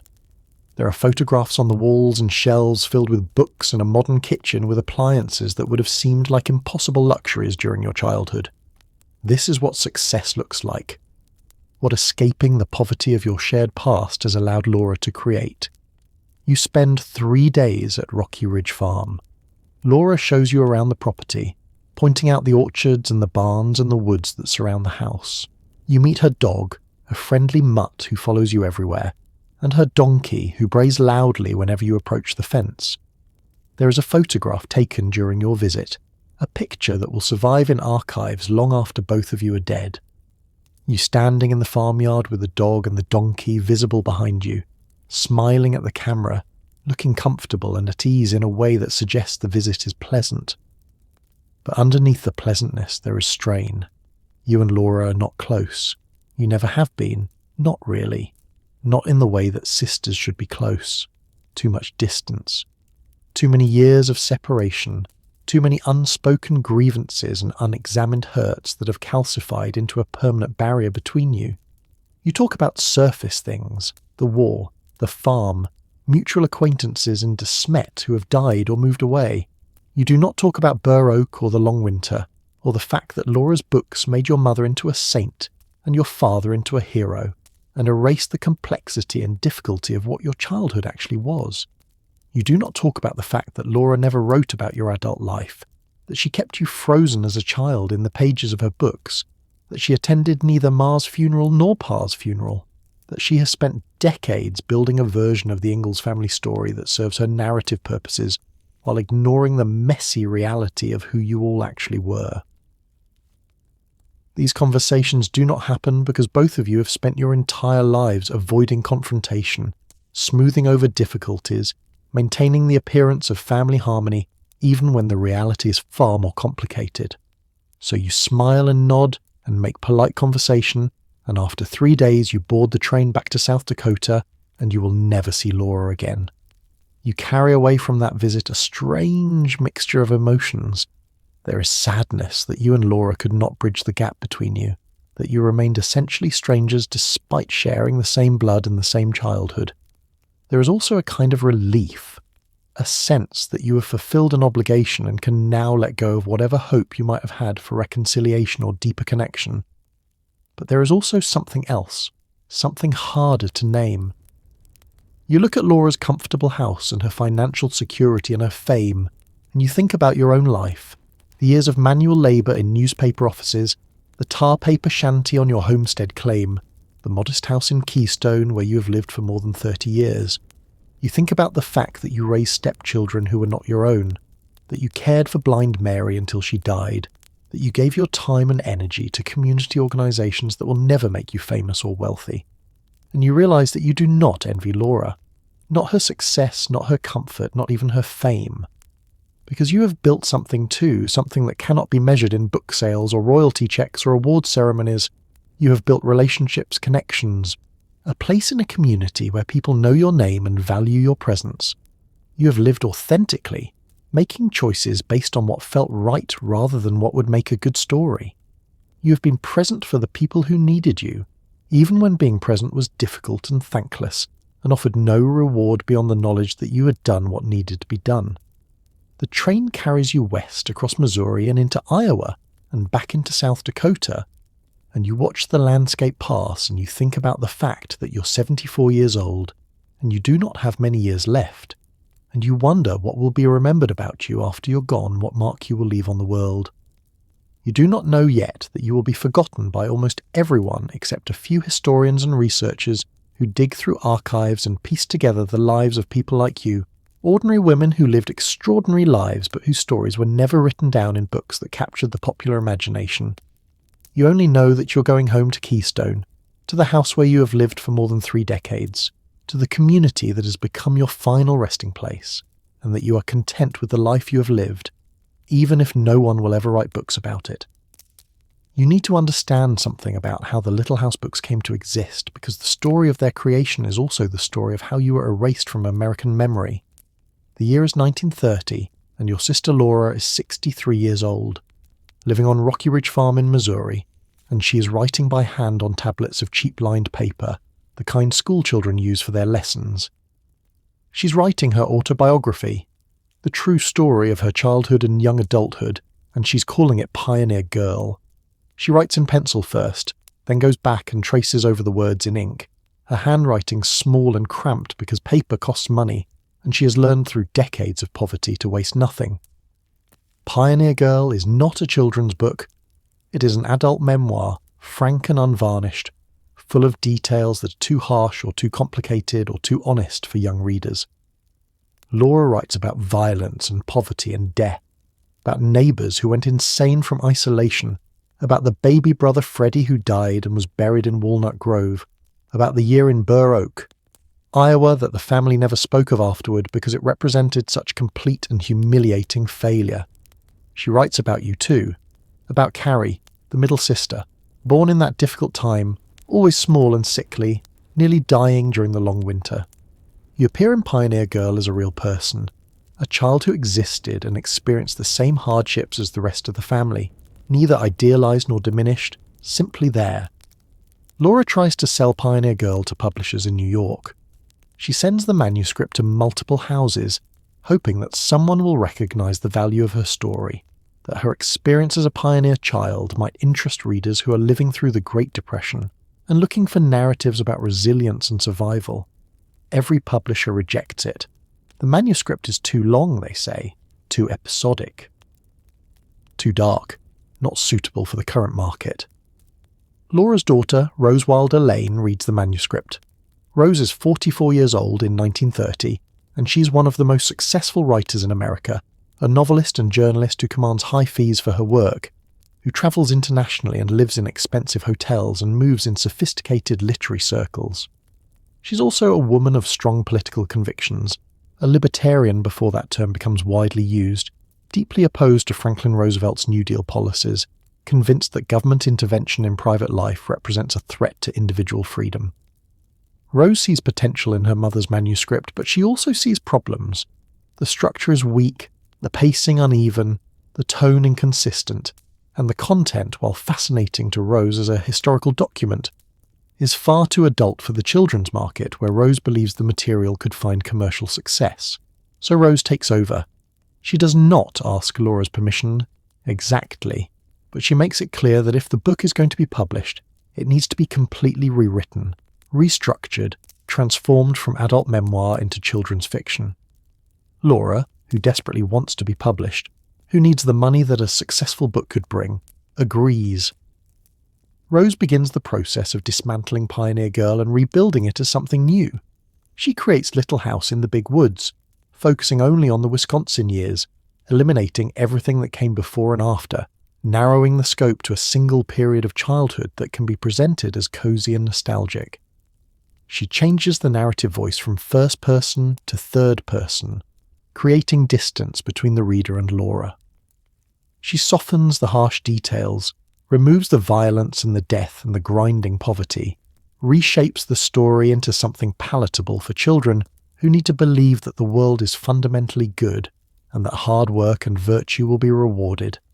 And she makes a decision about you that will have consequences lasting decades. In the first draft of Little House in the Big Woods, Rose removes baby Carrie entirely. You do not exist. The Ingalls family consists of Ma and Pa and Mary and Laura, 4 people instead of 5, and the baby sister who was born in Kansas on stolen land and nearly died during the long winter is simply gone, written out of the story as if you had never been born. Laura catches this. She reads Rose's draft and she objects, insisting that Carrie must be included because Carrie was there, because erasing a real person from the family story is a form of lie that Laura is not willing to tell. Rose reluctantly agrees to put you back in, and baby Carrie appears in the published version of Little House in the Big Woods, though only barely, only as a presence that completes the family picture without contributing anything of substance to the narrative. This is how it begins. This is the moment when your erasure becomes official, when someone makes the conscious decision that you are not essential to the story, that the book can function just as well without you, that your presence is negotiable rather than necessary. Rose's editing philosophy becomes clear as she works on subsequent books in the series. She's not interested in historical accuracy. She is interested in creating a narrative that serves her ideological purposes, that presents a specific vision of American pioneer life as a story of individual families succeeding through self-reliance and hard work, without government assistance, without community support, without acknowledging the complex web of social and economic factors that determined whether frontier families survived or failed. You do not fit this narrative. Your life, when you grow up, will be marked by practical choices that contradict Rose's libertarian mythology. You will use government homestead programs to acquire your land. You will work for wages in an established industry rather than trying to succeed as an independent entrepreneur. You will rely on community institutions like the Eastern Star and the church for social support and connection. These facts make you inconvenient for the story Rose is trying to tell, and inconvenient facts get minimized or eliminated. Rose is the one who determines how much space you get in each book, how many scenes you appear in, whether your actions are described in detail or mentioned only in passing. She is the one who keeps you perpetually young in the narrative, who ensures that you never develop beyond the role of little sister, who ends the series before you reach adulthood because your adult life would complicate the tidy conclusion she wants to create. Laura goes along with this because she needs Rose's editorial expertise and publishing connections, because she is an old woman trying to make money during the Depression, and she cannot afford to argue with the daughter who is making her literary career possible. But there are tensions between them, documented in letters that survive in archives, moments when Laura pushes back against Rose's changes and Rose dismisses her objections with the authority of someone who knows the publishing industry and understands what sells. The books are successful. Little House in the Big Woods is published in 1932 and receives positive reviews and sells well enough to justify a sequel. On the Banks of Plum Creek follows in 1937, then By the Shores of Silver Lake in 1939, and with each book the pattern becomes more established. You're present but peripheral, mentioned but not explored, a character who exists to serve the needs of Laura's story rather than having any independent significance. By the time The Long Winter is published in 1940, you have been thoroughly typecast as the fragile child, the one who suffers most during hardship, the sister who must be protected and worried over. The book portrays you collapsing at school from hunger and cold, being helped home by Ma, lying in bed while the family fears you might die. These events are based on truth, but the way they are presented reinforces the image of Carrie as weak, as helpless, as someone who cannot be relied upon to contribute meaningfully to the family's survival. The final two books, Little Town on the Prairie and These Happy Golden Years, push you further into the background. Laura is a teenager now, focused on her own life, on her teaching career, and her courtship with Almanzo, and you appear only in scenes that directly involve her. The books end with Laura's marriage in 1885, when you're only 15 years old, and that is where your story stops in the published series. Readers who fall in love with the Little House books grow up believing they know the Ingalls family intimately. They know that Pa played the fiddle and loved the prairie. They know that Ma valued cleanliness and propriety, and worked herself to exhaustion, keeping her family fed and clothed. They know that Mary went blind and attended the college for the blind and returned home to live with her parents. They know that Laura married Almanzo and became a writer, and preserved her family's history for future generations. But what do they know about you? That you were small and sickly, that you nearly died during the long winter, that you existed on the edges of Laura's childhood, present but not important, visible but not memorable. This is the legacy of Rose Wilder Lane's editorial control, a version of your life that stops at age 15, that never shows the woman you became, that treats you as a minor character in someone else's story rather than the protagonist of your own. And the tragedy is that by the time the books become famous, by the time millions of readers have absorbed this incomplete, diminished version of who you were, it is too late to correct the record. The myth has become more powerful than the reality, and Carrie Ingalls, the historical person, is buried under the weight of Carrie Ingalls, the literary character, and almost no one knows or cares about the difference. You're reading the Little House books in the 1940s, after they have all been published, after your sister Laura has become famous, and you're trying to recognize yourself in the pages. You find yourself in Little House in the Big Woods, but only as baby Carrie, a toddler who says and does almost nothing, who exists only to complete the family picture. You're there when the family goes to town riding in the wagon. You're there when they visit relatives. But you have no personality, no distinguishing characteristics, nothing that makes you a person rather than simply a prop. In Little House on the Prairie, you're slightly older but still functionally invisible. The book is full of dramatic events. The move to Kansas, the encounter with Native Americans, the near death from malaria, the desperate flight when the government orders the settlers to leave Osage land. You experience all of these events, but Laura rarely describes your reactions or your feelings. You're simply there, a small presence following along while more important things happen to more important people. On the Banks of Plum Creek gives you a bit more space. You're old enough now to have some agency, and there are scenes where you appear as a distinct character. You and Laura getting leeches on your feet when you wade in the creek, you getting into mischief at church, you being frightened by the grasshopper plague that destroys Pa's wheat crop. But even in these scenes, you're always the little sister, the one who needs Laura's guidance and protection, never an equal partner in the family's struggles. By the Shores of Silver Lake marks a shift. Mary has gone blind, and Laura needs a new companion, and you fill that role. Suddenly you have more presence in the narrative, more scenes where you and Laura do things together, running across the frozen lake, exploring the railroad camp, helping Ma with household chores. For the first time in the series, You feel like a real person on the page, someone with thoughts and feelings and the capacity to act rather than simply react. But even here, the dynamic is always the same. Laura leads, you follow. Laura makes decisions, you agree to them. Laura is brave and adventurous, you are timid and need encouragement. The books never show you doing anything independently, never suggest that you might have your own ideas or desires or ambitions that differ from Laura's. The long winter returns you to the role of victim. You are the child who suffers most from the starvation and cold, who faints at school, who lies in bed while the family worries that you will not survive. The book emphasizes your fragility, your vulnerability, your dependence on others for survival. And while this portrayal is not entirely inaccurate, while you did genuinely suffer during that terrible winter, the way the story is told makes your suffering the defining characteristic of your identity, as if you are nothing more than a weak child who cannot cope with hardship. Little town on the prairie and these happy golden years push you back to the periphery.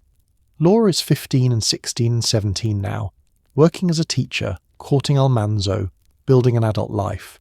You appear in scenes, but only when they directly involve Laura. You attend school, you help with chores, you are there at Laura's wedding.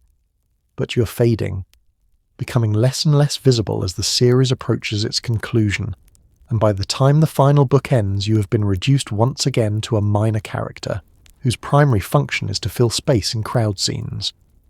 The books never mention your work at the De Smet newspaper, never describe your skill as a typesetter or your ambition to build a career, never show you at age 19 confidently setting type, faster than most men, earning money and professional respect. That Carrie does not exist in Laura's narrative, because that Carrie is independent and competent, and does not need Laura's protection, and therefore does not fit the role that has been assigned to you. The books never mention your homestead claim, never describe the courage it took for a 37-year-old single woman to travel to a land office and file for 160 acres in her own name, to live alone in a tar paper shanty for 6 months to prove up the claim. That Carrie is too bold, too self-sufficient, too much her own person to fit comfortably into a story about the close-knit Ingalls family. The books never mention your marriage to David Swansea, never describe the life you built in Keystone, the stepchildren you raised, the community work you did, the connection you had to Mount Rushmore, and the creation of one of America's most iconic monuments. That Carrie is too interesting, has too much of her own story, would require her own book rather than remaining a supporting character in Laura's autobiography. And so you are trapped forever at age 15, frozen in the moment when Laura's story ends, denied the opportunity to grow up on the page, to show readers what you became and what you accomplished, and who you were when you are finally free to define yourself, rather than being defined by your relationship to your more famous sister. You close the books and set them aside, and you feel a complicated mixture of emotions. Pride, certainly, that your family's story has been told and preserved, that millions of readers now know about the hardships of pioneer life and the strength it took to survive. Affection for Laura, who worked hard to write these books and who succeeded in creating something meaningful. But also sadness. Sadness that the Carrie in the books is not the Carrie you know yourself to be. Sadness that readers who love these stories will never know about the newspaper work or the homestead or the life in Keystone. Sadness that you have been diminished, reduced, kept small and quiet and forgettable when the reality was so much more complex and interesting. You do not complain about this publicly. You tell people you are proud of Laura's books, that you're glad the family story has been preserved. You display the books in your home and give copies as gifts and speak positively about them when people ask. This is what family loyalty requires, what your generation understands about supporting one another, even when you feel hurt or overlooked. But privately, in the quiet moments when you sit alone in your house in Keystone, you wonder what it would have been like if someone had written your story, if someone had thought your life was interesting enough to deserve its own book. You wonder if readers would have cared about a middle sister who worked in newspapers and homesteaded alone and married late, and raised stepchildren and saved a church from closing through sheer determination. You will never know the answer. The books that were written are the books that will be remembered.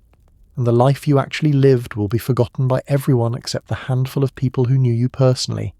And when they die, your story will die with them, preserved only in dusty archives and census records and land deeds that no one will bother to read until historians decades in the future start asking questions about the woman who was erased from one of America's most beloved literary series.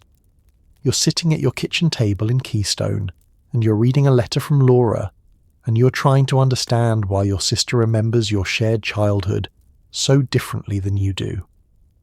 The year is 1938, and Laura is working on The Long Winter, the book that will describe the brutal winter of 1880 to 1881 when the family nearly starved to death in De Smet.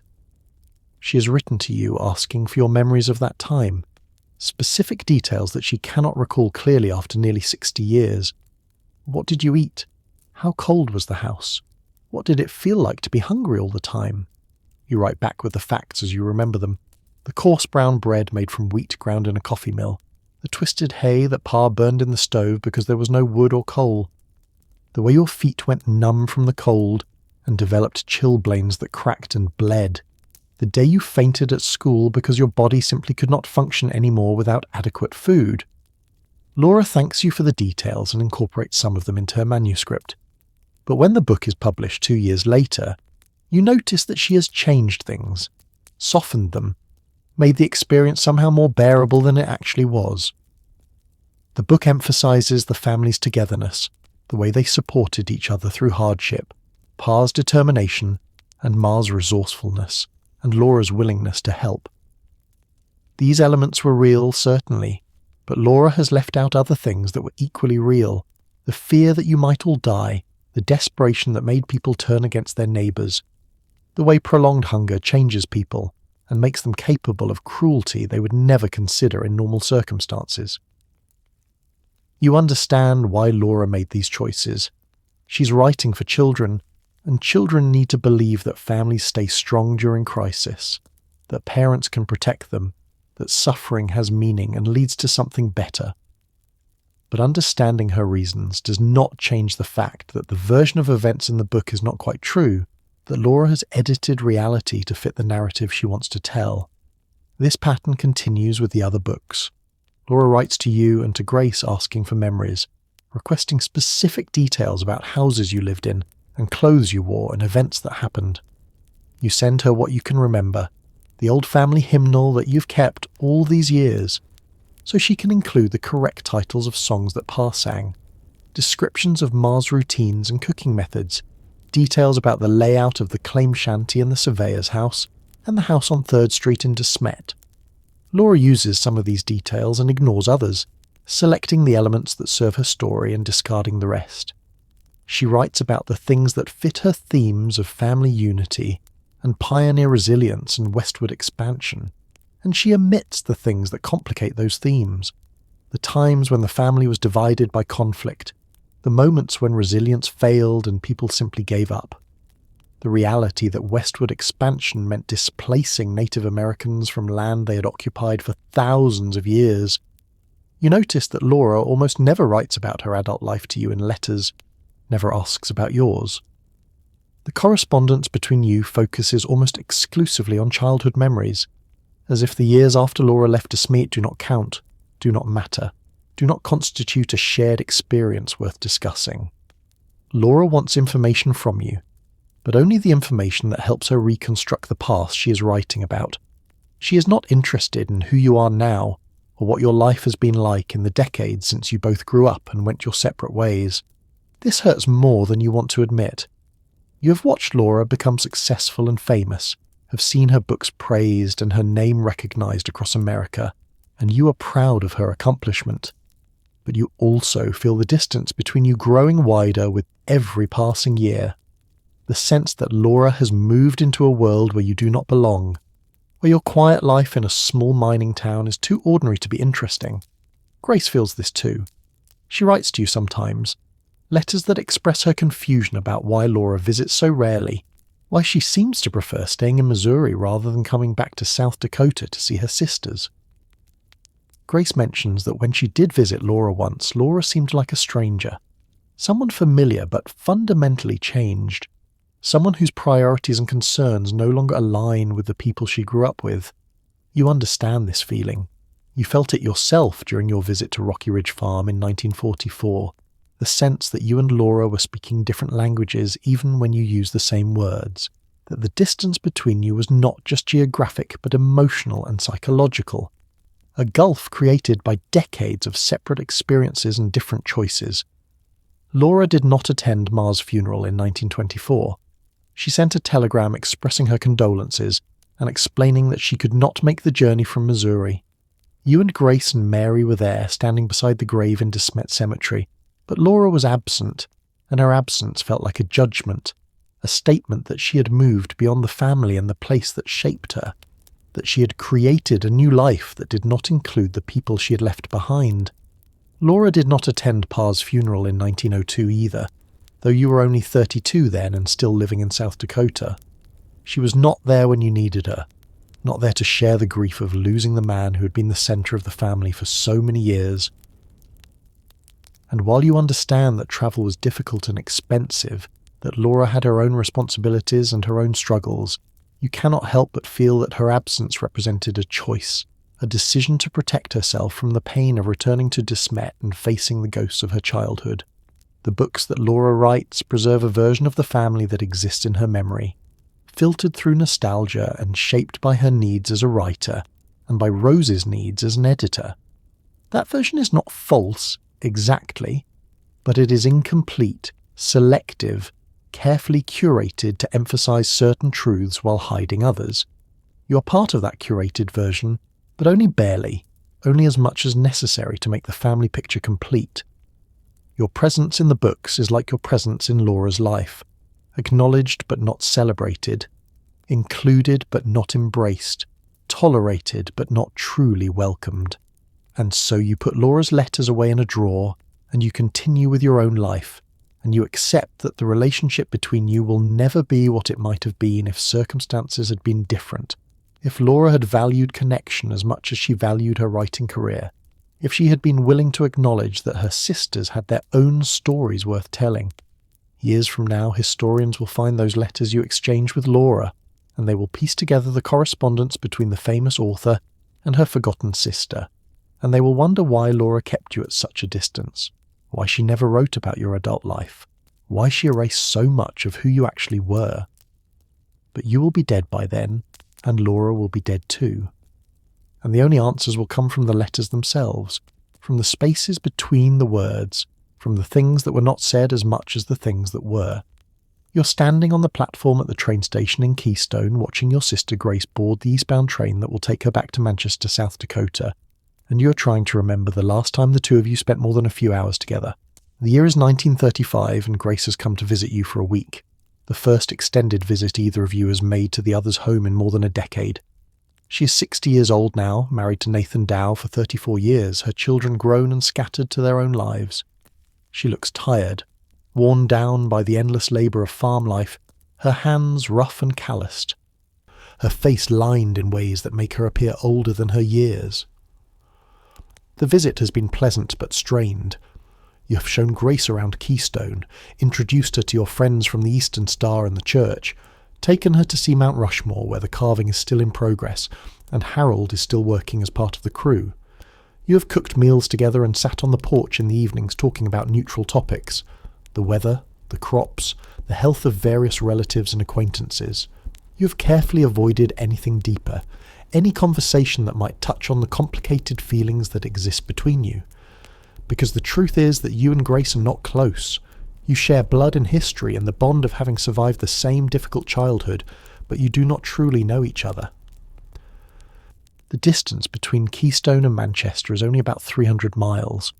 Close enough to visit in a day if you had automobiles and good roads. But in practical terms, it might as well be 3,000 miles. You rarely see each other. You exchange letters a few times a year, brief updates on health and major events, but the letters are formal and impersonal, written out of duty rather than genuine desire to maintain connection. Grace boards the train and waves to you through the window as it pulls away from the station, and you wave back, and then she's gone, and you walk home alone through the streets of Keystone, and you feel a peculiar emptiness that has nothing to do with missing Grace specifically, and everything to do with recognizing how little connection remains between you and your surviving sisters. Laura is in Missouri, 2 states away, and you have not seen her face to face in years. You correspond occasionally, but the letters are even more distant than the ones you exchange with Grace, focused almost entirely on childhood memories that Laura needs for her books rather than any genuine interest in your current life. Laura has created a world for herself in Mansfield, a world that apparently does not have room for the sisters she left behind in South Dakota. Mary is dead, buried in the Keystone Cemetery these past 7 years. Of all your sisters, Mary was the one you had the most contact with during her final years, but that contact was born of necessity rather than choice. Mary needed care and you provided it, and when she died you mourned her, but you also felt relieved that the burden of her care had ended. And the guilt of that relief has never entirely left you. You think about the fact that there were once 6 Ingalls children: Mary, Laura, Carrie, Charles Frederick, Grace, and the unnamed infant boy who died in 1902. Born and buried in the space of a few weeks while Laura was already married and living away from home. 4 are dead now. Only you and Laura and Grace remain. 3 old women scattered across hundreds of miles, connected by blood but separated by distance and time and the accumulated weight of all the things you have never said to each other. This is what happens to families on the frontier: the constant moving, the geographic dispersion required to find work or land or opportunity, creates physical separation that eventually becomes emotional separation.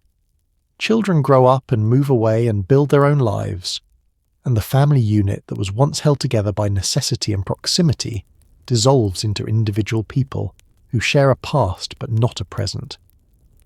Your parents understood this. Pa and Ma came from families that were scattered across multiple states, siblings they rarely saw, parents they left behind when they headed west. Pa's wandering, his constant need to move to new places and try new ventures, was partly driven by economic necessity, but also partly by the fact that he had no deep roots anywhere, no place that felt like home in a way that would make him want to stay. You have created roots in Keystone, deeper roots than your parents ever managed to establish anywhere. You have lived in the same house for more than 2 decades. You know every family in town, every shop owner and miner and teacher and preacher. You're woven into the social fabric of the community in ways that give your life structure and meaning. But the price of those roots is the distance from your sisters, the recognition that building a life in one place means leaving other people behind. You wonder sometimes if Laura feels this distance as acutely as you do. Does she lie awake at night thinking about the sisters she rarely sees? Does she feel guilty about missing Ma's funeral and Pa's funeral and the countless smaller moments when family members needed support and she was not there? Or has she successfully created a new identity for herself, one that is not defined by the Ingalls family and the pioneer childhood she has spent so many years writing about? You do not know. Laura does not share her inner thoughts in letters, does not write about feelings or regrets, or the complicated emotions that come with growing old and looking back at the choices you made. Her letters are about practical things: her health, Almanzo's health, the progress of her latest book, questions about childhood memories she needs clarified for her writing. And so you remain strangers to each other, sisters who share a history but not a relationship, women who occupy the same family tree but have grown in such different directions that there is no longer any meaningful point of connection.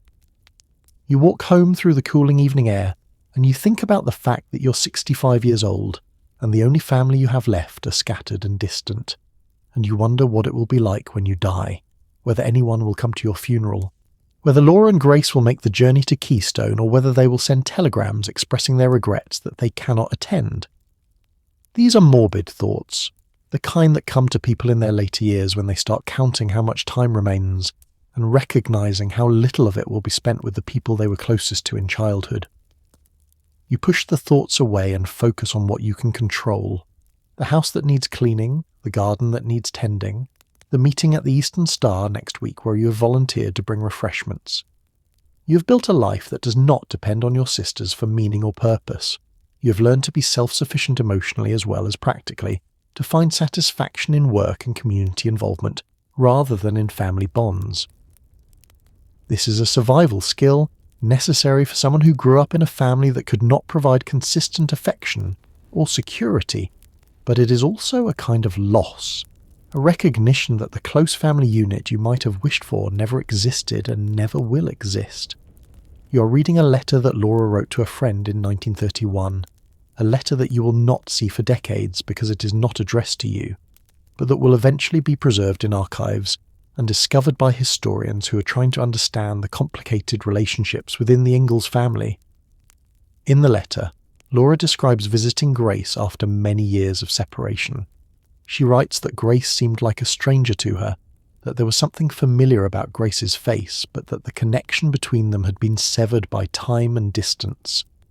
That she no longer knew how to relate to this person who was technically her sister, but felt like an acquaintance she barely recognized. Laura's words, when you finally read them years later, will cut deeper than any deliberate cruelty could have cut.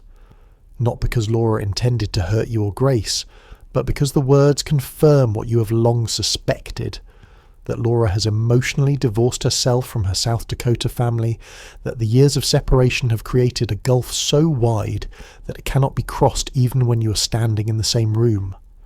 Laura felt like a stranger to Grace, which means Grace felt like a stranger to Laura, which means that when you visited Laura in Mansfield in 1944, you probably felt like a stranger to her too, another old woman with a vaguely familiar face, someone connected by blood and shared history but not by any genuine present-day relationship. This is the price of Laura's success, or perhaps more accurately, this is the price of the choices Laura made in pursuing that success. She chose to leave South Dakota and never return except for the briefest of visits. She chose to focus her emotional energy on her writing career and on her life with Almanzo and Rose, rather than maintaining connections with her sisters. She chose to mine her childhood for material while keeping her actual family members at arm's length, treating them as sources of information rather than as people she wanted ongoing relationships with. You do not blame Laura for these choices exactly. You understand that people do what they must to survive, that Laura's writing career gave her financial security and professional recognition that she never could have achieved if she had stayed in South Dakota and remained just another farmer's wife struggling to make ends meet.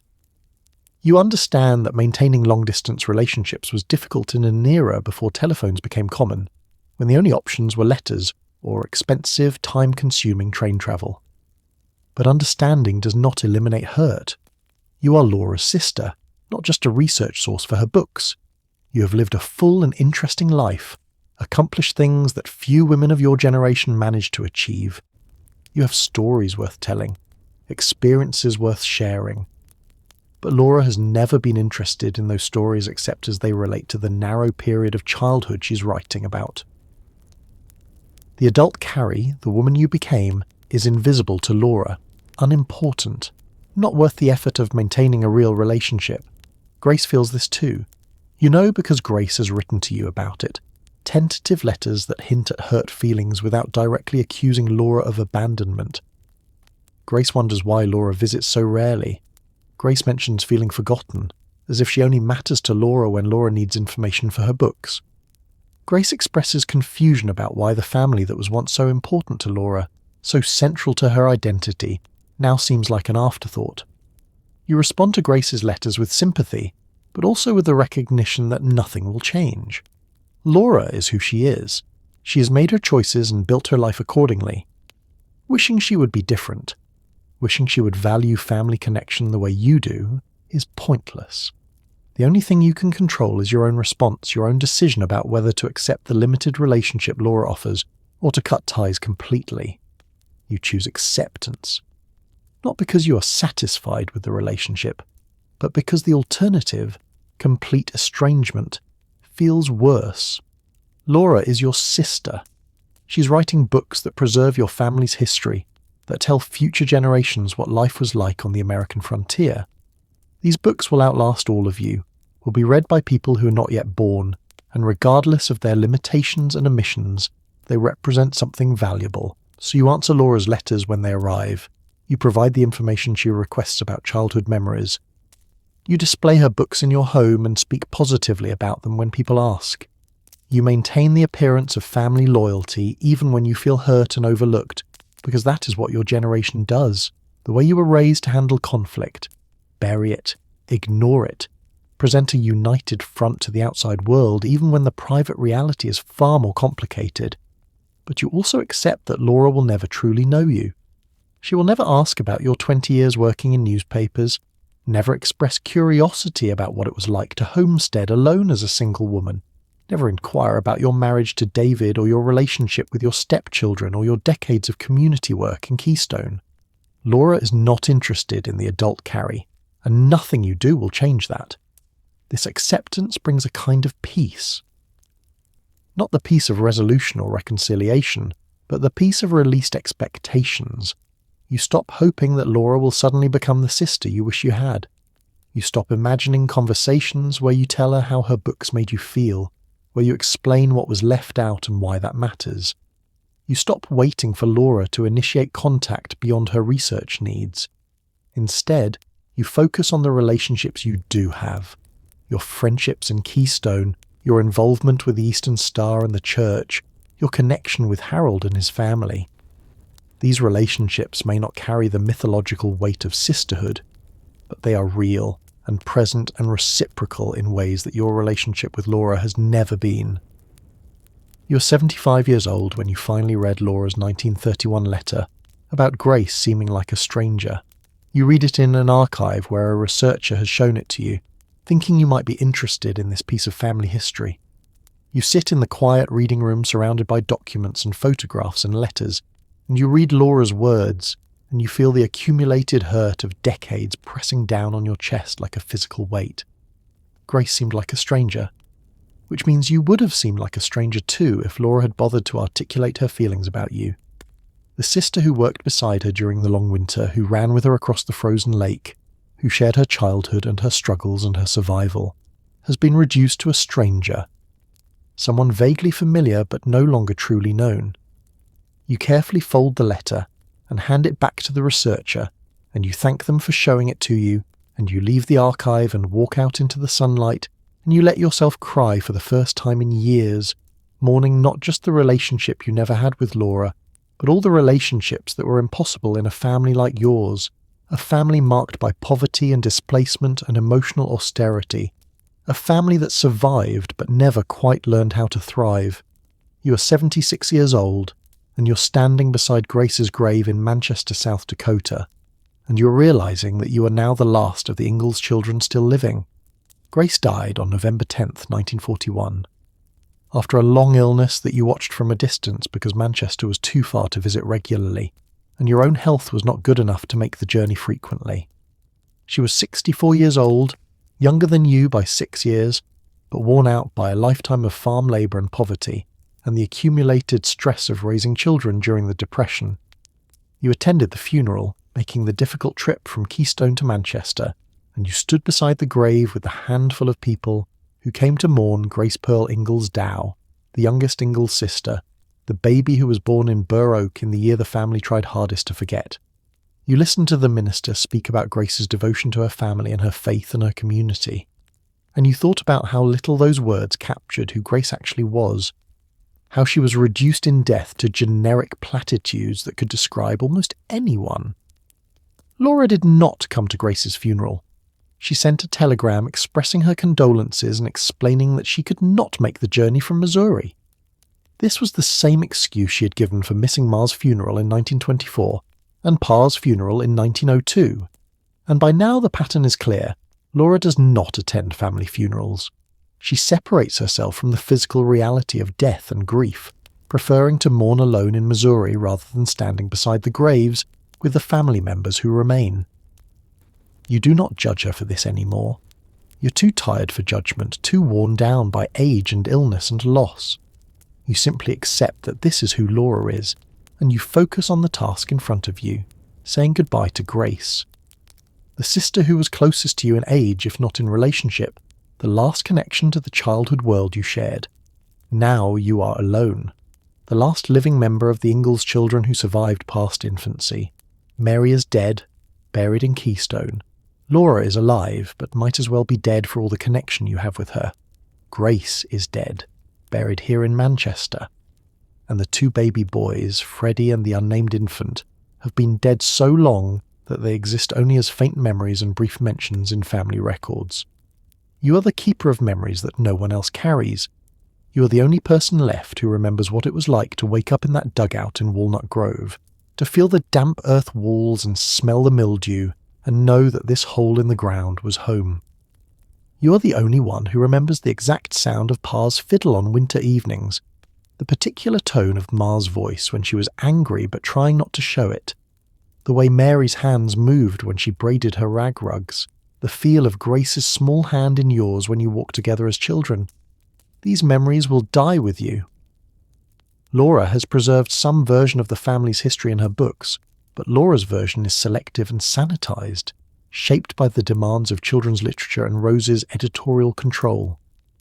The complicated, messy, painful reality of what it was actually like to grow up in the Ingalls family exists now only in your mind, and when you die, that reality will be gone, replaced by the mythologized version that millions of readers have embraced. You return to Keystone after Grace's funeral, and you settle back into your routines, but everything feels different now. You are the last one, the repository of a history that no one cares about except as it relates to Laura's books, the keeper of stories that will never be told because no one is asking to hear them. You develop diabetes, the same disease that killed Grace, the same disease that runs in the Ingalls family like a genetic curse. Your body begins to fail in the ways that bodies fail when they have been pushed too hard for too long. Your vision weakens, your joints ache constantly, your energy drains away, leaving you exhausted after even simple tasks. You know you are dying, not immediately but inevitably, the slow shutdown of systems that have functioned for more than 7 decades and are now simply wearing out. Harold and his wife check on you daily, bringing groceries and helping with household tasks you can no longer manage alone. The women from the Eastern Star visit regularly, sitting with you and reading aloud and bringing casseroles that you eat dutifully, even though food no longer tastes like anything much.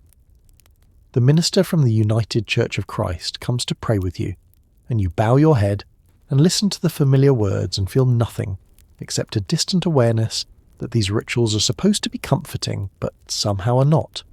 You think about Laura sometimes, wondering if she knows that Grace is dead, if she mourned in her own private way, if she ever thinks about the fact that you are the last one left. You consider writing to her, a final letter that would say all the things you have never said, that would ask the questions you have never asked. That would demand acknowledgement of the ways you have been hurt and overlooked and erased. But you do not write that letter. What would be the point? Laura is 80 years old now, living her own life, dealing with her own losses and illnesses and regrets.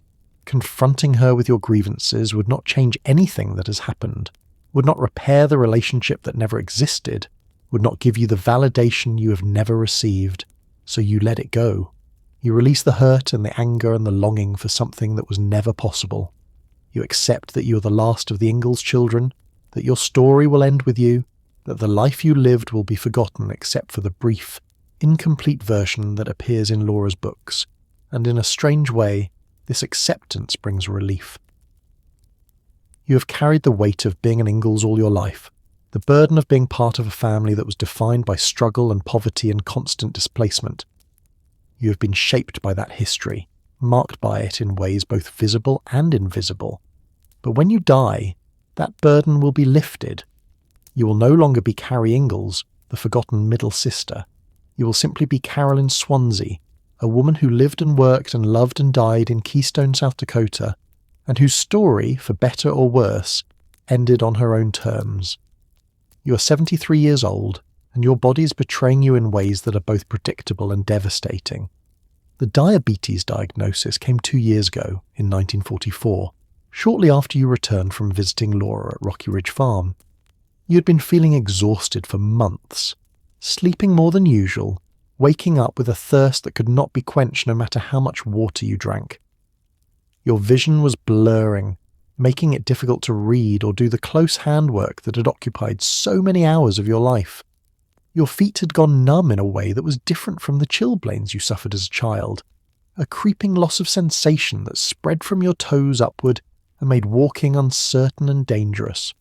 The doctor in Rapid City, where Harold drove you for the examination, confirmed what you already suspected: diabetes mellitus, the same disease that killed Grace, the same disease that probably contributed to Ma's death, though it was not diagnosed in her case because the understanding of the disease was less advanced in 1924. The doctor explained that your body could no longer properly process sugar, that the disease would progress regardless of what you did, that there was no cure and only limited treatment available. He prescribed insulin injections, a relatively new treatment that had only become available in the last 20 years. Harold administers the injections because you cannot do it yourself, your hands too shaky and your vision too poor to accurately measure the dose and find the vein.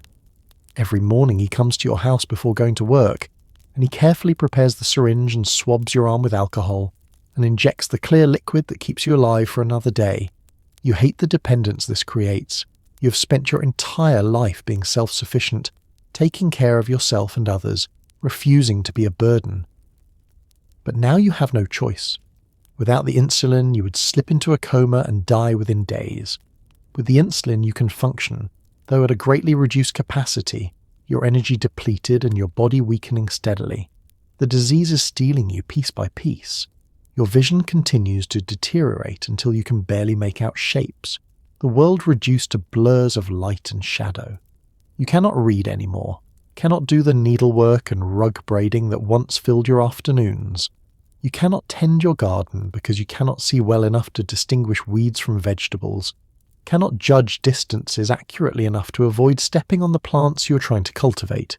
Your feet develop ulcers, open sores that refuse to heal because the diabetes has damaged your circulation and compromised your body's ability to fight infection. Harold changes the bandages daily, cleaning the wounds with solutions that sting and burn, applying ointments that sometimes help and sometimes do not. The doctor warns that if infection sets in deeply enough, amputation may be necessary, and you live with the terror of losing your feet, of being confined to a bed or wheelchair, of becoming completely helpless. You're hungry all the time, but you're not allowed to eat what you want. The diabetes requires a strict diet. No sugar, no sweets, limited carbohydrates, everything measured and controlled. You dream about the foods you can no longer have. Ma's bread with butter and jam, the cookies you used to bake for the school children, the pies that appeared at church socials and community gatherings. Your mouth waters at memories of tastes you will never experience again, and the deprivation feels like another small death, another piece of yourself being taken away. You fall sometimes, your numb feet failing to register the ground beneath them, your weakened muscles unable to catch you when you stumble. You bruise easily now, your skin thin and fragile, marked with purple and yellow splotches that take weeks to fade. Harold suggests that you move in with him and his family, where someone could watch you constantly, but you refuse. You're not ready to give up your house, your independence, the small remaining shred of autonomy that keeps you from feeling like you have already died. So you stay alone, moving carefully through rooms you can barely see, navigating by memory and touch, your hands trailing along walls and furniture to guide you from bedroom to kitchen to parlour. You sit by the window where you have sat for decades, looking out at a view that is now mostly invisible to you, hearing the sounds of Keystone instead of seeing it, the rumble of trucks on the street, the voices of children walking to school, the distant hammering from construction sites where the town continues to grow and change without you. The war is ending. You hear this on the radio, the announcer's voice crackling with excitement as he describes victories in Europe and the Pacific, the Allied forces pushing toward Berlin and Tokyo, the certainty growing that Germany and Japan will soon surrender. Harold brings you newspapers and reads the headlines aloud. Hitler dead, Germany surrendered, atomic bombs dropped on Hiroshima and Nagasaki, Japan surrendered, the war is over. Young men begin returning to Keystone. Soldiers who left as boys and come back as hardened veterans carrying injuries both visible and invisible. You sit on your porch in the summer of 1945 and listen to them walk past. Their voices different now, stripped of innocence. marked by things they have seen and done that they will never speak of to people who are not there. You think about the fact that you have lived through 2 world wars, have watched America transform from a frontier nation to an industrial power, have seen technology advance in ways that would have seemed like magic when you were a child. You were born in a cabin on the Kansas prairie when the only way to communicate across distance was by letter, carried on horseback or stagecoach. Now there are radios in most homes, telephones connecting people across thousands of miles instantly, automobiles that make travel faster and easier than your parents could have imagined. You have witnessed the entire arc of modern America's creation. You were there when the frontier closed, when the last parcels of free land were claimed, when the pioneer era that defined your childhood came to an end. You worked in newspapers when they were still set by hand, letter by letter, and lived long enough to see mechanical typesetting, and eventually even the early stages of electronic communication. You homesteaded under laws designed to populate the West, and lived to see those laws become obsolete as the region filled with people and the government stopped giving away land. Your life spans the transformation of a nation, but you will not live to see what comes next. The diabetes is killing you, slowly but inevitably, and you know that you have at most a year or 2 remaining, probably less. The Eastern Star celebrates your 50-year membership in April of 1946. You received your pin 2 months before, a small gold emblem that marks half a century of service to the organisation, of attending meetings and serving on committees, and supporting the charitable work that helps widows and orphans and families in need.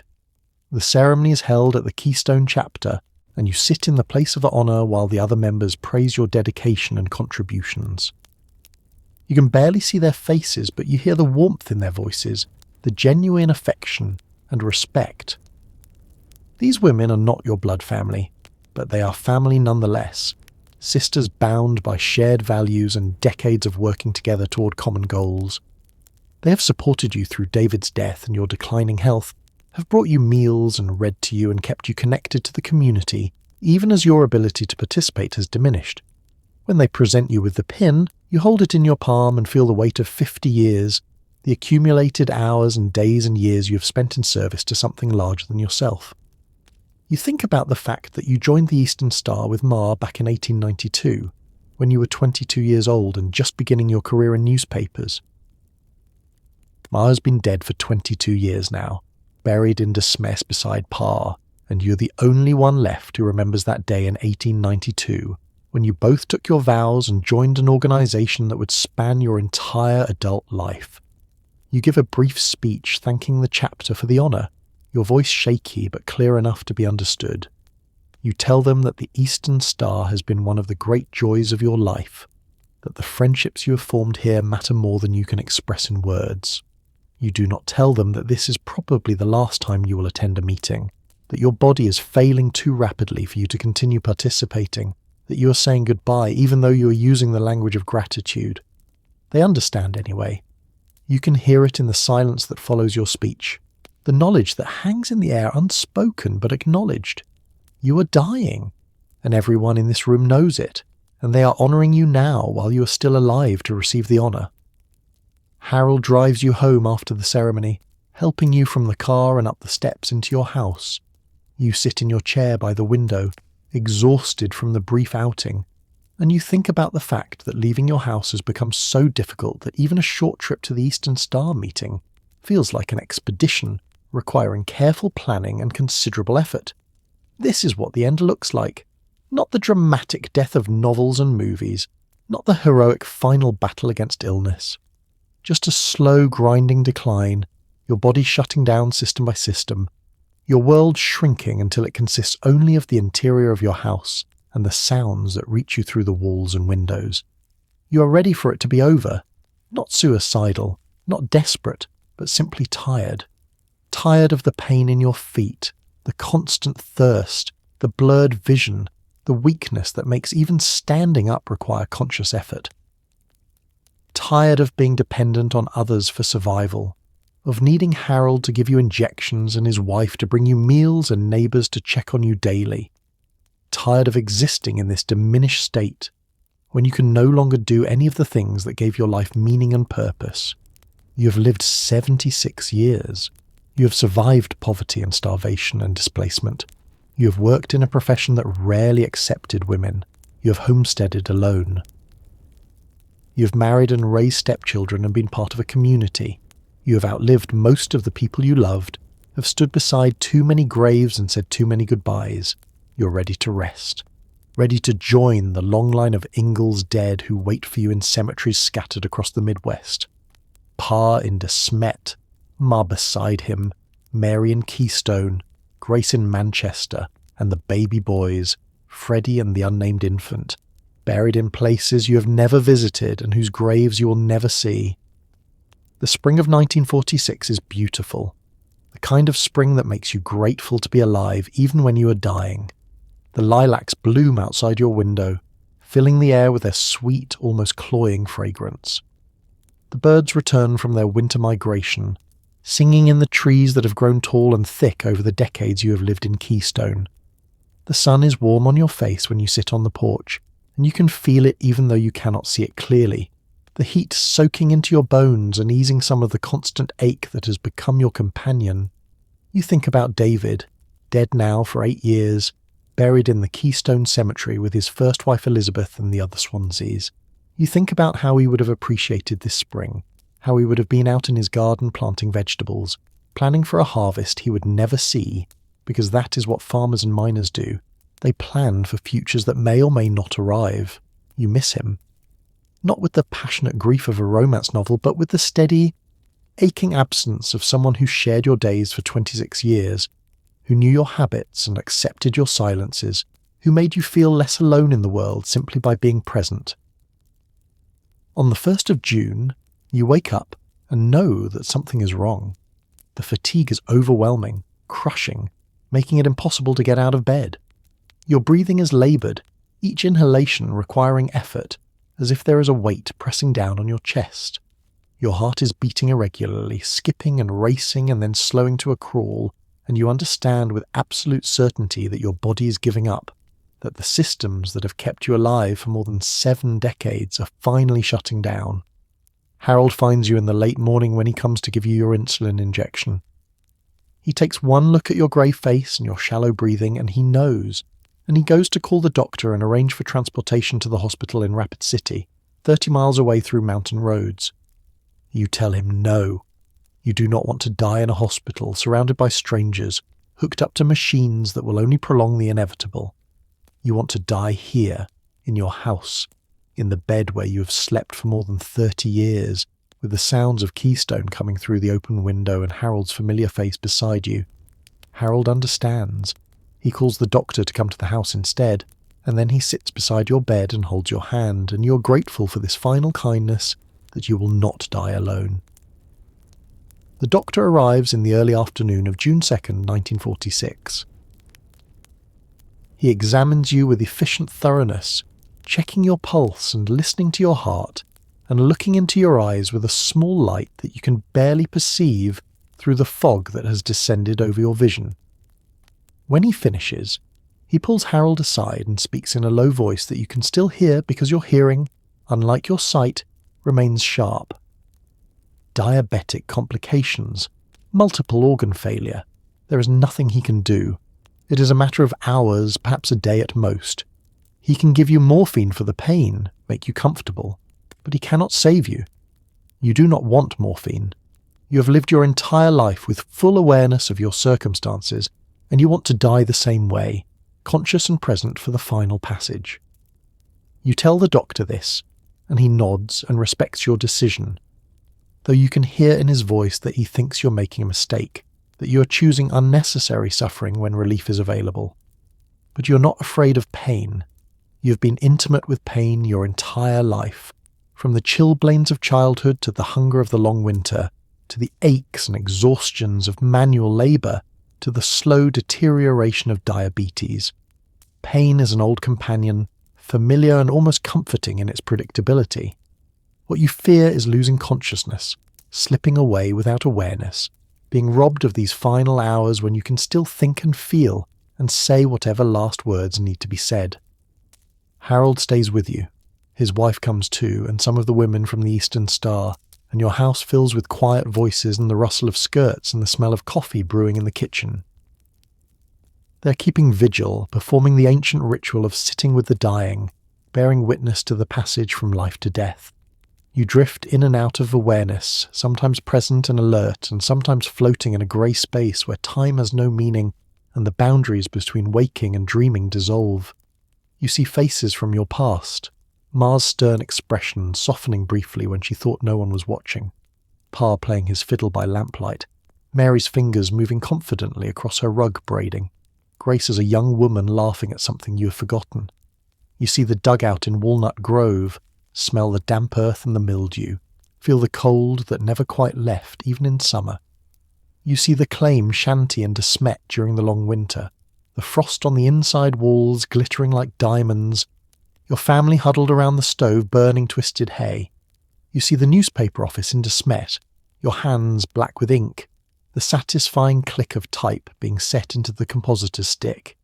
You see your homestead claim, the tar paper shanty standing alone on 160 acres of prairie, the wind moving through the grass like water, the enormous sky pressing down with a weight that is both terrifying and exhilarating.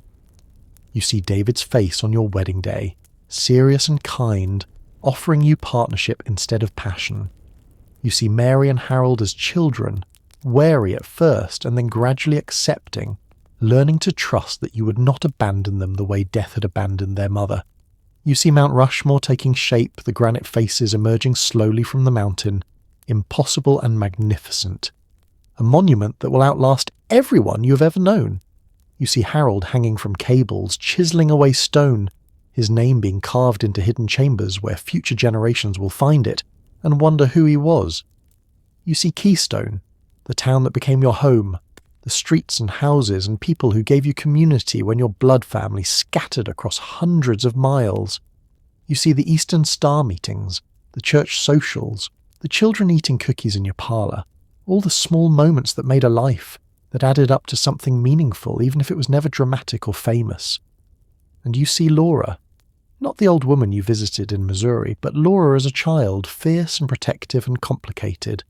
Your big sister who never quite knew how to love you but tried in her own way, who wrote books that erased you but also preserved something of your shared history. You feel no anger toward her now, only a kind of distant sadness for what might have been if circumstances had been different, if your family had been capable of the closeness and affection that other families seem to achieve without effort. Evening comes, the light fading through your bedroom window.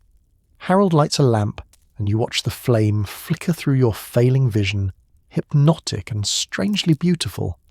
Your breathing is very shallow now, your heart struggling to maintain its rhythm, your body preparing for the final shutdown. You think about your will, written and notarized months ago when you still had the strength to make such arrangements. You have left the house and most of your possessions to Harold, who has cared for you faithfully for so many years.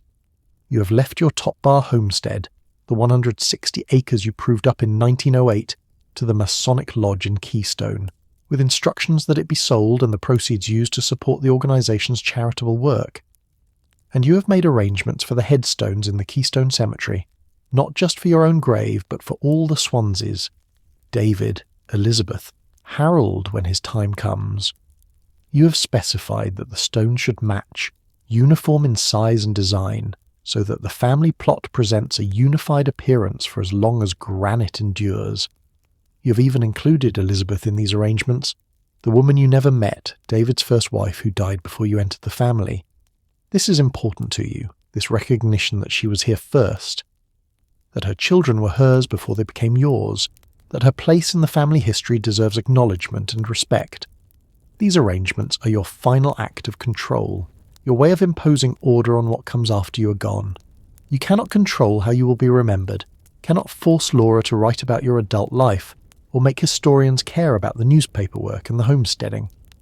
But you can control where you are buried and how your property is distributed and whether the people who matter to you are properly honoured. You have specified that your body will be sent by train to De Smet after your death, that you will be buried in the Ingalls family plot beside Ma and Pa, and Carrie's stone will match the others already there, not in Keystone beside David and the Swanseys, but in De Smet with the family you were born into, the family whose name you carried for 42 years before you became a Swansea. This choice surprises Harold. He has asked you about it, wondering why you want to be buried hundreds of miles away from the place you lived for more than 3 decades, away from him and his family who loved you and cared for you. You tried to explain that being an Ingalls is something that never left you, that despite all the years and distance and estrangement, you are still Caroline Celestia Ingalls at your core, and when you die, you want to return to the place where that identity was formed. But there is more to it than that. You want to be buried in De Smet because that is where the story ends, where the Little House books conclude their narrative. Laura ended her series with her own marriage and departure from De Smet, leaving the rest of the family frozen there in 1885. By choosing to be buried in the Ingalls plot, you are claiming your place in that story, asserting that you belong to that family even if you were erased from its literary preservation. The pain is increasing now, a deep ache in your chest that spreads through your torso and down your arms. Your lungs are filling with fluid, drowning you from the inside, each breath a struggle that requires your full concentration. Harold sees your distress and offers morphine again, and this time you accept because the pain has become too great to bear with dignity. Because consciousness is fading anyway, and you might as well let go without suffering. The morphine brings relief, a warm wave that dulls the pain and softens the edges of reality. You feel yourself floating, drifting away from your body, and you are not afraid. Death is simply the next transition, another move to another place, and you have been making such transitions your entire life. Your last conscious thought is about Freddie, the baby brother you never knew, who died before you were born, whose death shaped your entire existence in ways you never fully understood until this moment when you are dying yourself. Freddie, who was supposed to be the son Pa wanted, who might have changed everything for the family if he had lived. Freddie, whose grave in Walnut Grove was the reason the family moved to Iowa, the reason you were born in that hotel in Burr Oak, the reason your mother could not love you the way she should have. You wonder what happened to Freddie. What illness killed him at 9 months old? What did his death do to Ma and Pa, to Mary and Laura? Why did the family never speak of him, never visit his grave, never acknowledge his existence except in the most passing way? These questions follow you into the darkness, unanswered, as your breathing slows and your heart beats its final irregular rhythm. And Caroline Celestia Ingalls Swansea, the middle sister nobody remembers, slips away from life on a June evening in Keystone, South Dakota, surrounded by people who loved her, even if her famous sister never quite could. The train carries your body east across South Dakota in the summer heat of June 1946. You're in a casket now, dressed in your best dress, your hands folded across your chest, your face composed in an expression of peace that you rarely wore in life. The train rumbles through the landscape you knew so well, past the Black Hills where you spent your final decades, across the prairie where you homesteaded and worked and built a life that no one will ever write about in books that sell millions of copies. Harold accompanies your body on the journey. He sits in the passenger car and watches through the window as the scenery passes, and he thinks about the woman who raised him from age 6, who was never his biological mother but who loved him as well as she knew how, who taught him, through her example, that loyalty and duty and quiet persistence are their own kind of heroism. The funeral is held at the Congregational Church in De Smet, the same church where Ma's funeral was held 22 years earlier, and Pa's funeral 44 years before that. The building is half empty. Most of the people who knew you in childhood are dead now, and the younger generation has no personal connection to you, knows you only as a name in Laura Ingalls Wilder's books, the quiet little sister who appears briefly in a few scenes and then fades into the background. Laura does not attend. She's 79 years old now, living in Missouri, and she sends a telegram expressing her regrets that she cannot make the journey. The telegram is brief, formal, offering condolences to Harold and the other mourners. It does not mention the years of correspondence about childhood memories, the information you provided that helped Laura write her books, the complicated relationship that existed between you. It is simply a polite acknowledgement of death, the kind of message you send when obligation requires but genuine grief does not. The minister speaks about your life, hitting the expected notes, your childhood on the frontier, your work in newspapers, your homesteading accomplishment, your marriage and community service. He makes it sound noble and meaningful, and perhaps it was, but the words are generic, applicable to dozens of other pioneer women who lived similar lives. He does not capture who you actually were, what it felt like to be you, what you thought and felt and dreamed during the 76 years you walked the earth. The burial takes place in the De Smet Cemetery, in the Ingalls family plot where Ma and Pa lie side by side, their matching headstones marking their graves. Your casket is lowered into the ground between them, the child returning to rest between her parents, and the handful of mourners stand in the summer sun and watch as the first shovelfuls of earth fall onto the wood with hollow thuds. Harold stands at the graveside long after the others have left, looking down at the raw earth that covers your coffin. He's thinking about the fact that you spent your final years gradually losing your vision, your world shrinking until you could barely see, and now you are buried in darkness, and the metaphor is almost too obvious, too painful to contemplate. But he is also thinking about what you accomplished despite the erasure, despite being forgotten by history and overlooked by your famous sister. You worked for 20 years in a profession that rarely accepted women, and you were good at it, respected for your skill and competence. You homesteaded alone as a single woman in an era when such independence was scandalous. You raised children who were not your own and gave them the stability their dead mother could not provide. You saved a church from closing. You served your community for 50 years through the Eastern Star. You created relationships and connections that enriched dozens of lives. These accomplishments will not be remembered in the way that Laura's books are remembered. There will be no monuments built to you, no museums preserving your artifacts, no tourists visiting the sites where you lived and worked. But that does not make them less real or less valuable. You lived a full life on your own terms, making choices that served your needs rather than trying to fit someone else's narrative. You built something meaningful, even if it could not be measured in book sales or public recognition. The headstone that will eventually mark your grave is simple, matching the others in the Ingalls plot. It gives your name, your birth and death dates, and nothing else. No epitaph describing your accomplishments, no poetic summary of your character, just the bare facts of your existence. Caroline Celestia Ingalls Swansea, August 3rd, 1870, June 2nd, 1946. The middle sister, the forgotten daughter, the woman who lived in the shadow of Laura's fame and found her own light anyway.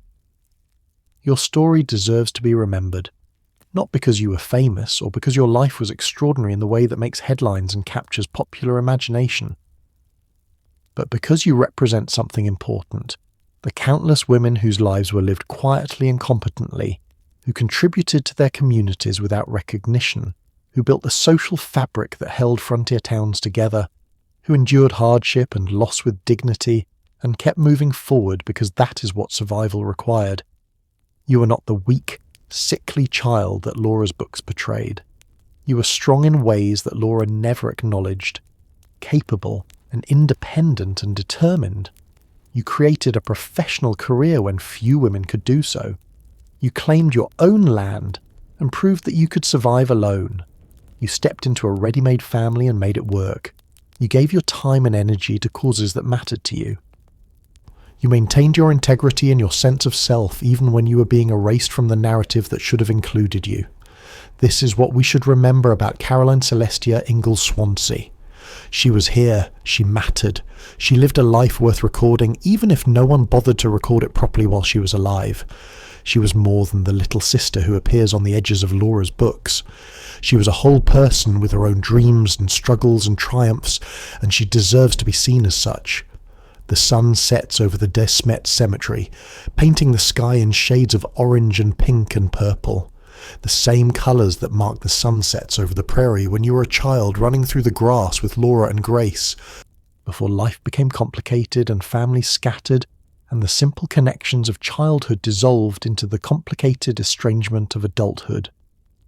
Harold finally turns away from your grave and walks back to his car, and he drives to the train station to begin the long journey back to Keystone, and as he travels through the night he thinks about the story he will tell his children and grandchildren about the woman who raised him, about Carrie Ingalls, who became Caroline Swansea, who lived and died in obscurity but whose life had value and meaning regardless of whether anyone famous ever acknowledged it.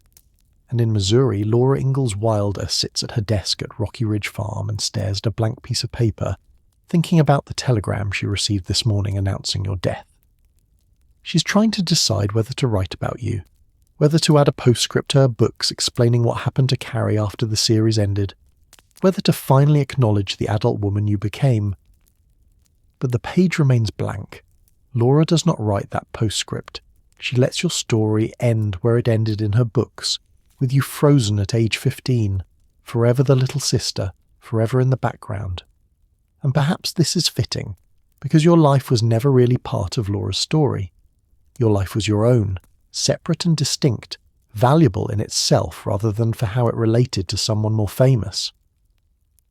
The prairie wind blows across the cemetery, rustling the grass that grows on the graves of the Ingalls family, carrying with it the smell of earth and growing things and the vast empty spaces that defined this place.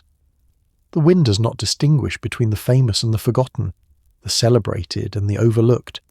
It touches all the graves equally, democratic in its indifference, acknowledging that in death we are all the same, dust returning to dust, stories ending, memories fading. But before the memories fade completely, before your story disappears entirely into the archive of forgotten lives, there is one more question that needs answering. One more ghost that haunts the Ingalls family history. One more erasure that shaped everything that came after. Because before there was Carrie, the middle sister nobody remembers, there was another child, another baby, the only son Charles and Caroline Ingalls ever had. Charles Frederick Ingalls, called Freddie. Born November 1st, 1875, in Walnut Grove, Minnesota. Dead August 27th, 1876, at 9 months old, of an illness that was never properly diagnosed and never adequately explained. Freddie, whose death sent the family spiralling into the poverty and shame that defined the Burr Oak years.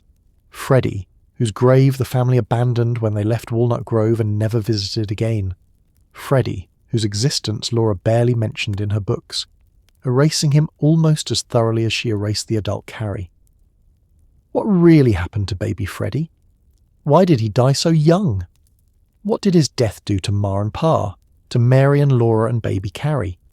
And why did the family never speak of him, never return to his grave, never acknowledge the hole his death left in the family structure? The answers to these questions are darker and more complicated than anything Laura Ingalls Wilder ever wrote in her famous books.